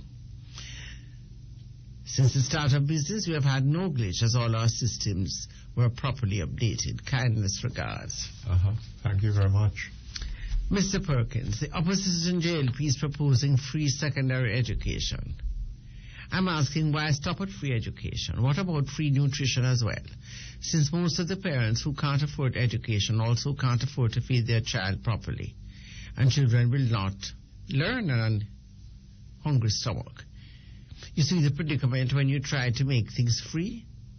The list will never end. What we should be advocating is family planning, where people plan before having children. P.S. What about free water and electricity for those who can't afford it?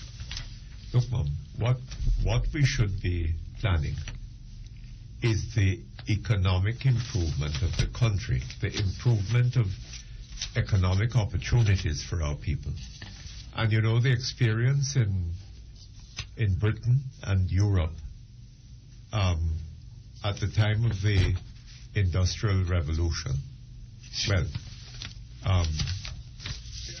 as a result of that process of Industrial Revolution, was that population increased, certainly, declined. And in fact, in France, I think, they had a serious problem of population decline, right? Because when people found themselves with better opportunities, somehow they were more careful about the business of bringing numbers of children into the world. And I think that That is a problem here in Jamaica. If people had economic opportunity and were making better lives for themselves, they wouldn't want to burden themselves with 2 dozen children. Right? That is part of the problem that we have. What else? Mr. Perkins? There's another point that was made in that email, the one that mentioned the children. Oh, free electricity for those who can't afford it. No. And to advocate family planning. Yes, and free food. Free nutrition. Yes. Of course nutrition is important. But then people are not going to be able to afford to nourish themselves adequately or their children if they haven't got economic opportunity. Right? And that is the basic problem that we have in this country. Government is doing everything else but neglecting the business of promoting investment in Jamaica and the creation of business and employment opportunities and so on, so that people can be engaged in the process of creating wealth rather than in the process of creating social and criminal problems. That is where our problem is.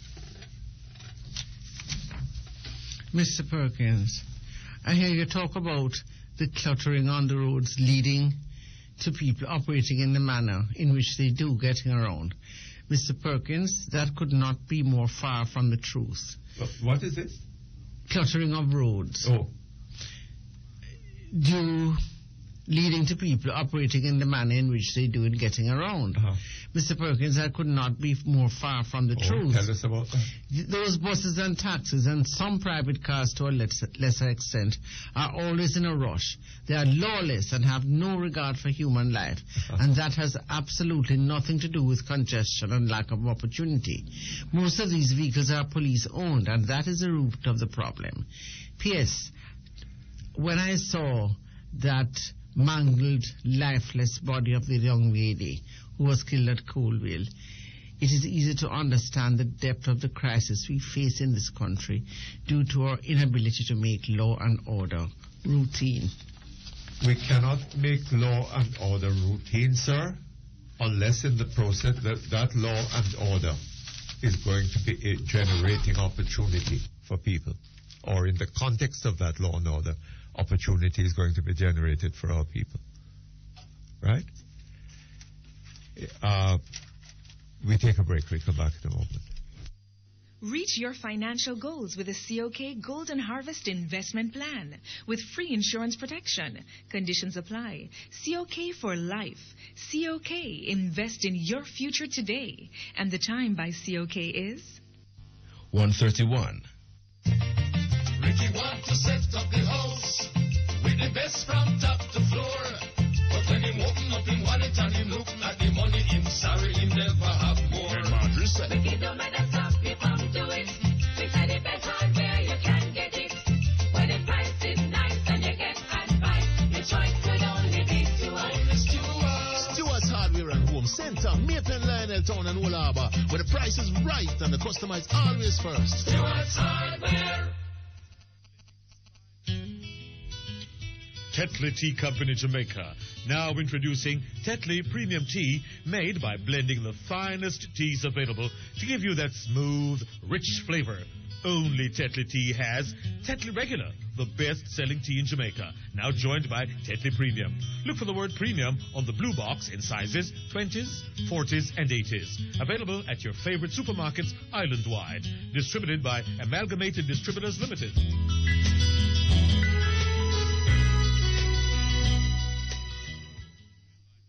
Top returns on my money, but I don't want sleepless nights worrying if my money is safe. That's why smart people invest with RBTT Securities. We offer a variety of investment options and experienced advisors to help you maximize your dollar. Plus, RBTT Securities is backed by one of the most respected group of companies in the Caribbean, and we listen to the person who understands your financial goals the most.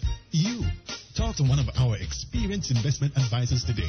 Think smart. Think RBDT Securities. Unlock your potential.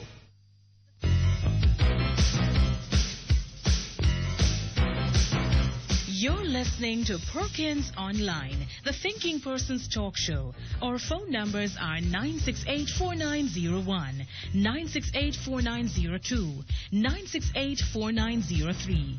Our local toll-free line is 1-888-991-4072. Or you may call our international toll-free line at 1-866-LINK-106.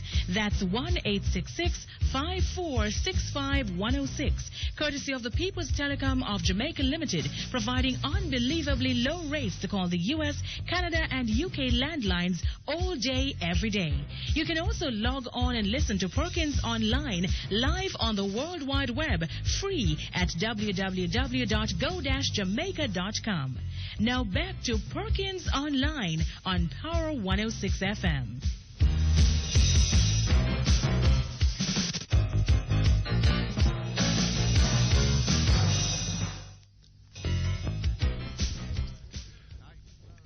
Okay, thank you very much. We're back here online. Hello? Hello? Hi, Mutty. Hi. Daryl Vaz. Yes, Mr. Vaz, how are you? You know that they know that the start of hurricane season could never come, and I don't call you. Mutty. Yes. Last time we spoke, you'll remember that the minister had given instructions to the parish councils to use May and June's parochial revenue fund, yes, which is for road maintenance, to do drain cleaning. Uh-huh. And we had a long discussion. Uh-huh.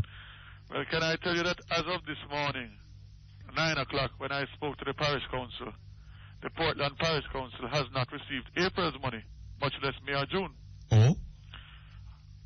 Which means, very simply, that no drains have been cleaned in the parish of Portland for the impending hurricane season.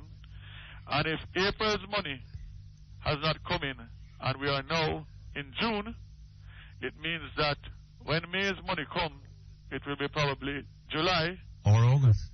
And then June's money will be... Well, we don't know that April's money is going to be coming in June. Well, the truth of the matter is that April's money has nothing to do, because remember I said clearly that it's a percentage of taxes that are used for this fund to the parish councils, eh? Yes. So therefore, the estimate is about, after administrative costs, it's about $1.8 million per month that goes towards road maintenance, specifically. Yes. And what the government has done is that they have not provided any funding for the hurricane season in terms of specific funds for drain cleaning. What they are saying to the parish councils, when you get May money, don't patch any roads. Use it to clean drains. So basically, you know the condition of the roads already. Yes. In Portland and everywhere else. So what they're saying is that prepare yourself for worse roads with the rain, but don't bother fix the roads with the little tuppence. Use it for drain cleaning. But then the cost of fixing those roads. In other words, if you went into a hurricane with roads properly maintained, the damage would be likely to be less than if you go in with roads in the condition in which they are now. But Mutty, what is more, is that from last year, hurricane season, there was an estimate for drain cleaning for the parish of Portland, estimated at some $20 million, which they have not gotten a dollar from last year.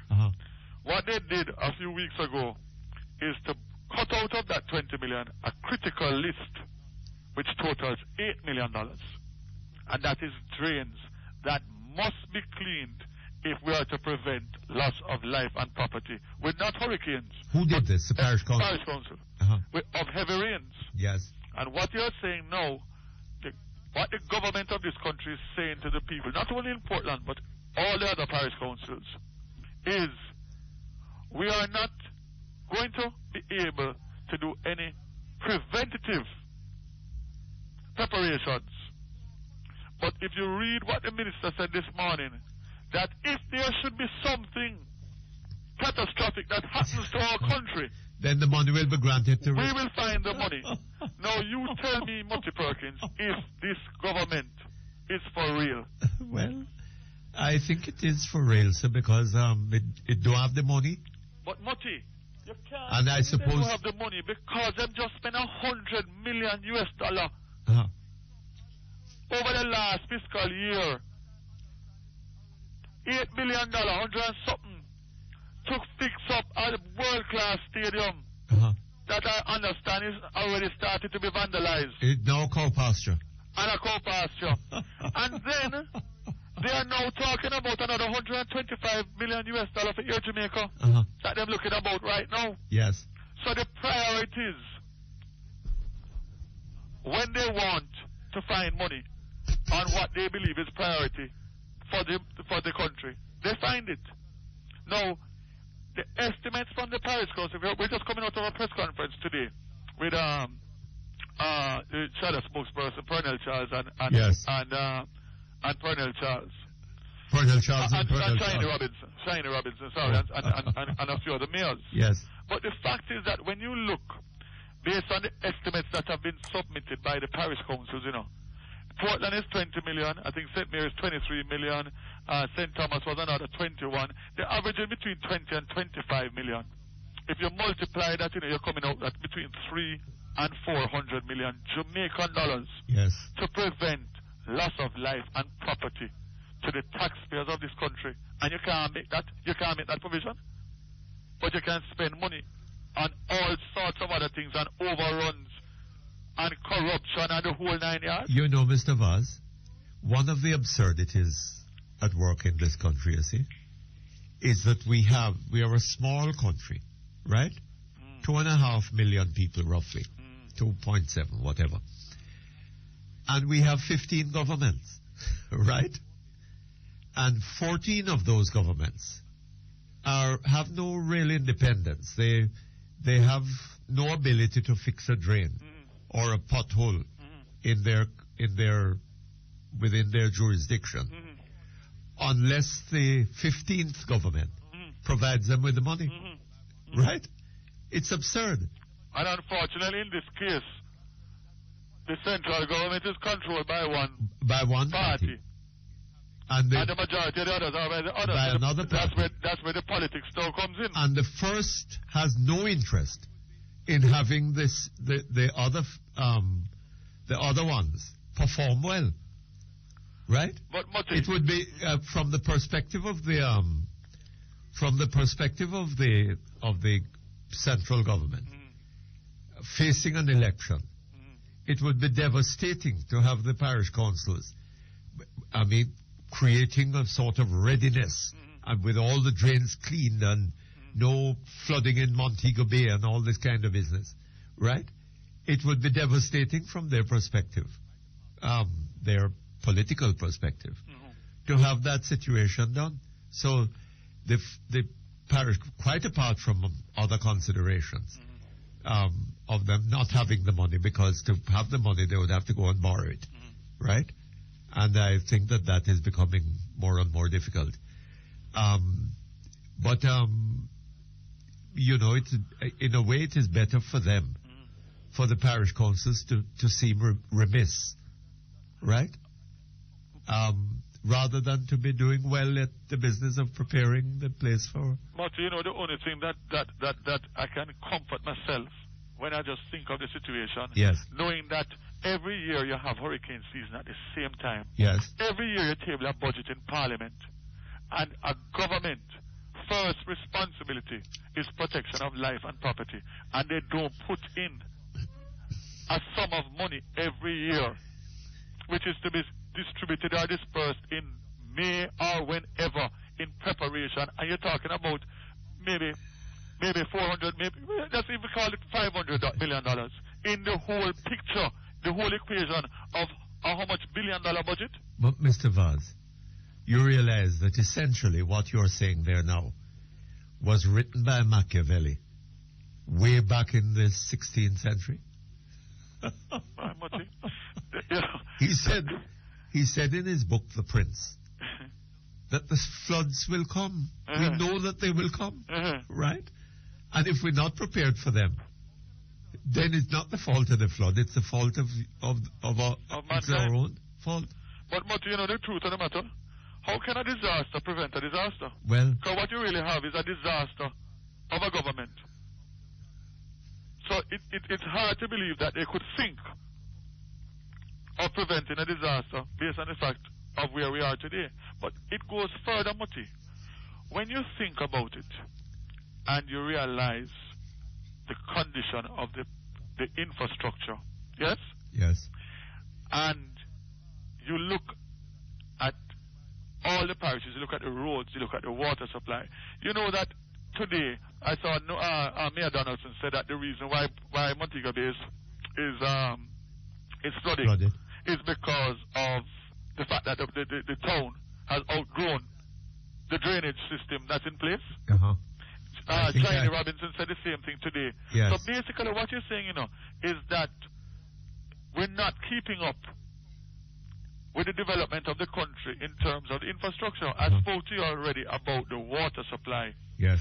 The parish councils control a lot of the water supplies in the rural areas, and the NWC controls the more coastal ones, yes, with the bigger population.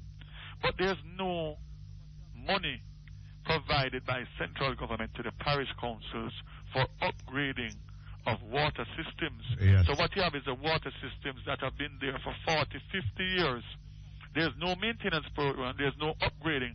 So communities that used to have a little water, now and again, as the pipes go, and the deterioration and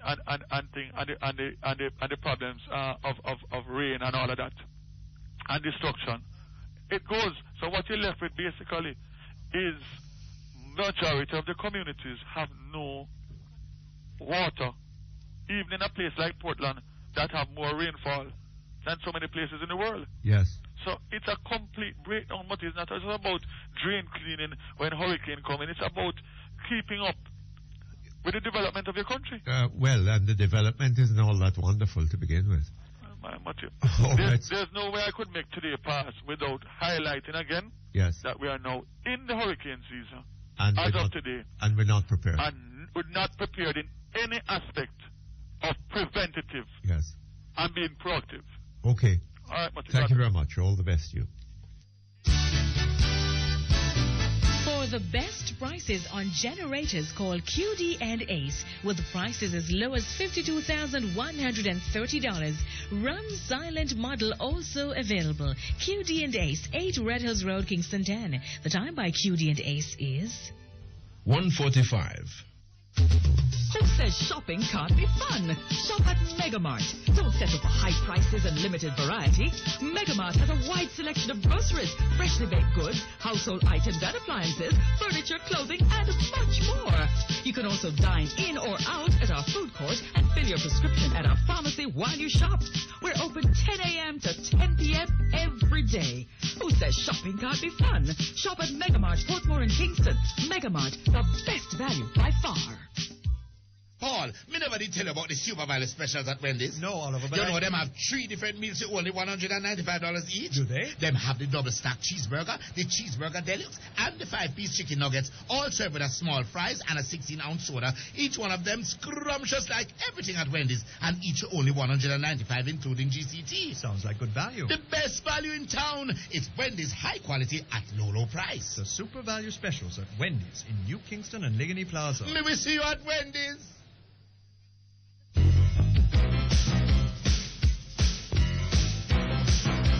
You're listening to Perkins Online, the Thinking Person's Talk Show. Our phone numbers are 968-4901, 968-4902, 968-4903. Our local toll-free line is 1-888-991-4072. Or you may call our international toll-free line at 1-866-LINK-106.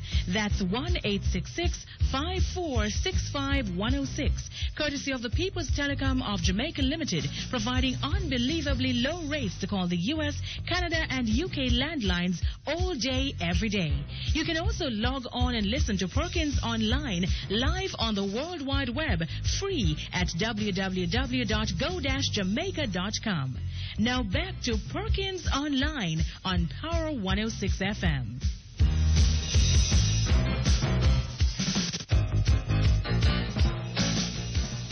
Okay, thank you very much. We're back here online. Hello? Hello? Hello, Mr. Perkins? Yes. Yes, Hello. Good afternoon. Yeah, good afternoon, Mr. Perkins. Uh-huh. Hi, what's up? What's up? Yeah. Why you tell me now? Well, trust me, I want to talk to you for the longest time, for about 3 years or so, since I started listening to you. Oh, is that so? Yeah, and trust me, you have changed my life for the better. Oh? Trust me. Yeah, trust me. I look up to you as a father. Oh. Believe me. You got to Nice of believe you to say that. me. I'm telling you about my life. Uh-huh. Yeah, I was at a home, right? In St. Mary. Yes. And I was a young boy, like about 12, 15, and I didn't know anything about politics, right? So the MP was Mr. Harry Douglas. Uh-huh. All right? And at the time, he bring a TV and a video, come give at the home, you know? Uh-huh. Little boys in those times. He brought a TV and a video. Yeah, to give the you. home. Right? Huh? To the home. Yes. Bed for the home. Oh, But- that's nice. Yeah. And you see, when I leave the home, I was 18, right? Uh-huh. I didn't know anything about politics. This was your parents' home? Huh? This was your parents' home? No. I was at a government home. Oh, I see what you mean. Government home. Ah, yes. Right? And they bring a TV. We didn't have a feed on TV. Yes. So I grew up with that. We did that in my Yes, yes. You know? Uh-huh. He's a good man and so on. And when after I leave the home now, right? Uh-huh. I voted last time. I'm going to tell you the truth now. I voted last time for the PMP. Yes. That's in 2002. Uh-huh. And I voted with the intention saying, I'm going to give him a vote because he gave me the vid and TV, and at the time, you know, I'm very thankful. Uh-huh. So I'm going to give him a vote for that. Yes. After about Ivan Blow, 2004, Uh-huh. I don't know what, I come to listen to you, but I started to listen to you. And trust me, from that time, I get hooked and Power 106 from that time. Uh-huh. You start tell people they must vote to them head and vote for the country. And I take a good look at this thing, what they're saying, and trust me, it changed my life for the better. Trust me. I even tape you. I even wish, tell my family that I wish to grow an old man.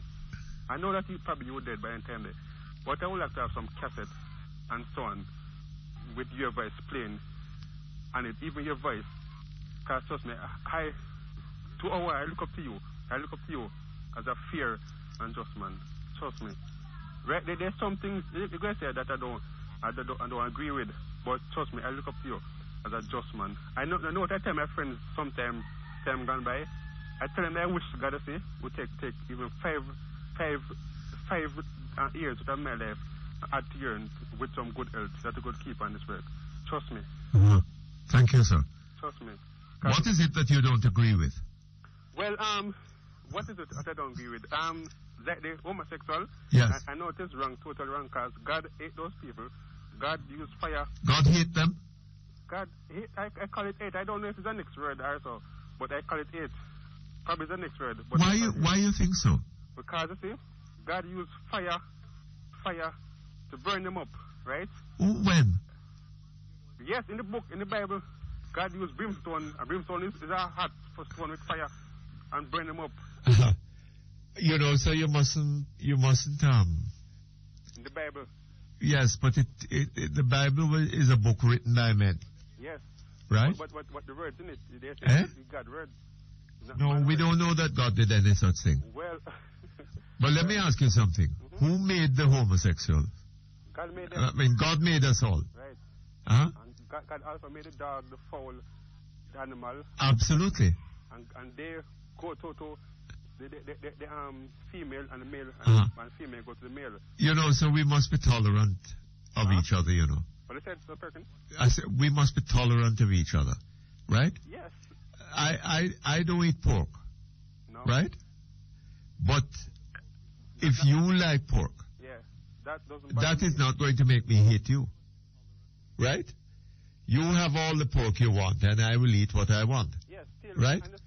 And I think we must be tolerant of each other, right? Mm-hmm. of each other's likes and dislikes. Right? We mustn't hate people because they like something that we don't like. Right. Right? Yeah, that's true. Uh-huh. That's true. And then there's a lot on my mind still now, and I'm going to first out as I get a chance to talk to you. Because it's not all the while I get this chance first. Yes. Right? Things that they call the higher deal with I think it's Traffic Bureau. The one that say if there was if Anke Panky. Yes. There was Anke Panky. Why don't come out and tell the country what is Anke Panky? and they know that the country can't trust them, you know. Yes. If well, Mr. Bruce Cullen never burst it, would they burst it? No, we would never have known anything about it. So can the people trust them? Huh? Can the people trust them? They know they can't trust them. But you know, sir, a lot. I think we've been focusing on. I think we're focusing on the wrong aspect of this Traffic Bureau thing, right?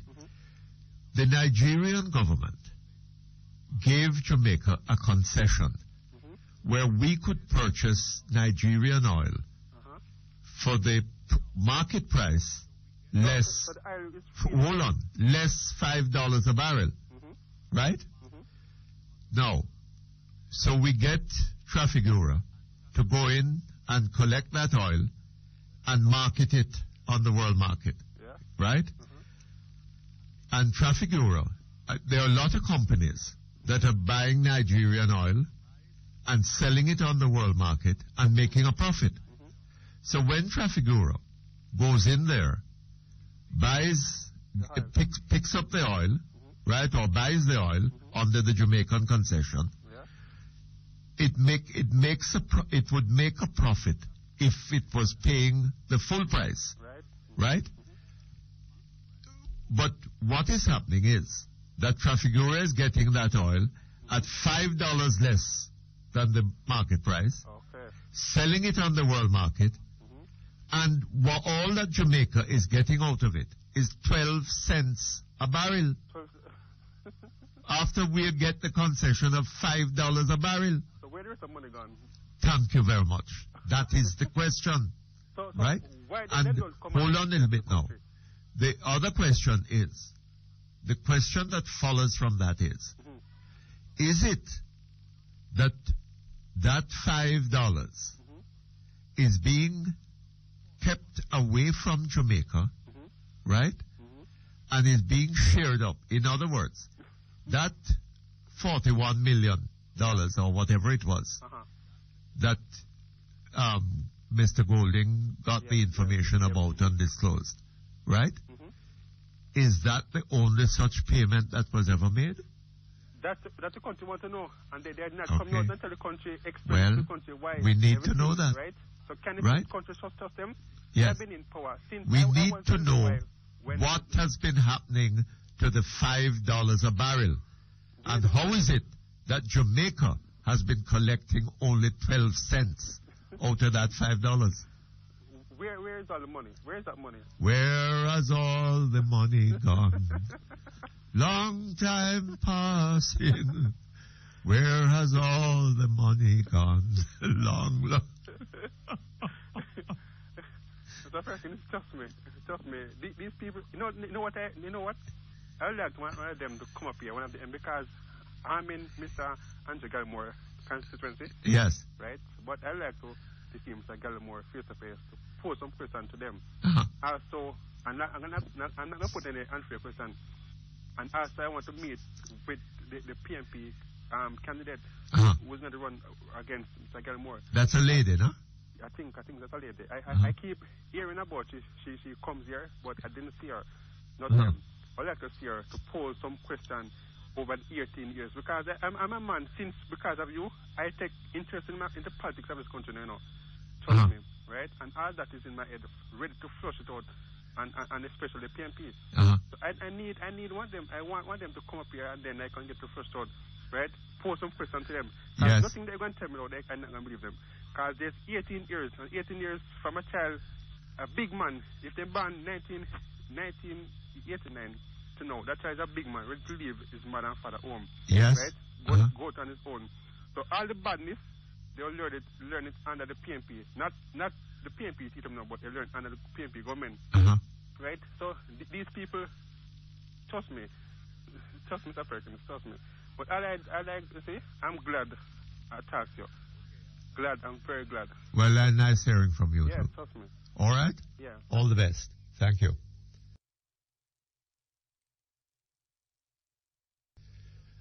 Okay, hello? Hello, Mr. Perkins. Hi, how you doing? Not too bad, sir. Uh-huh. I heard your wife was reading an email about somebody meet accident. Yeah. The other accident, somebody meet accident in Central Bed. And went to Black River Hospital, but the man was unconscious. Oh, yes. But they wouldn't touch him, and they didn't pay 40,000 there. Yes. But the man is unconscious, so almost he find the money. Well, I don't know. There must have been people with him. I don't know. No, but you couldn't look after him, and when you get better, charge him. Well, I suppose so. But let me tell you something, so we get... Yes, sir, you will fall in heavy of you, Eh? You will fall in heavy, I can't do Oh, you're not hearing? Go ahead. No, we become a very heartless people, Yeah, country. The country is being run in a very heartless way. Yes, sir. Right?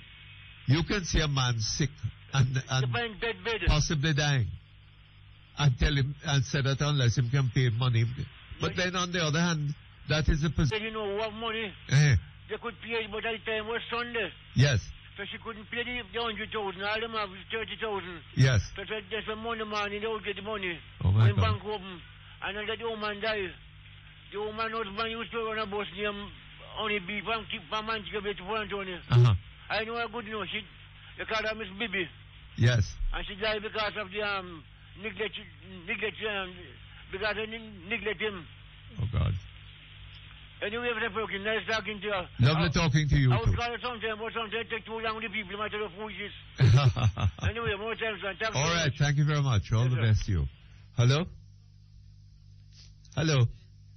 We're going to take a break now, then.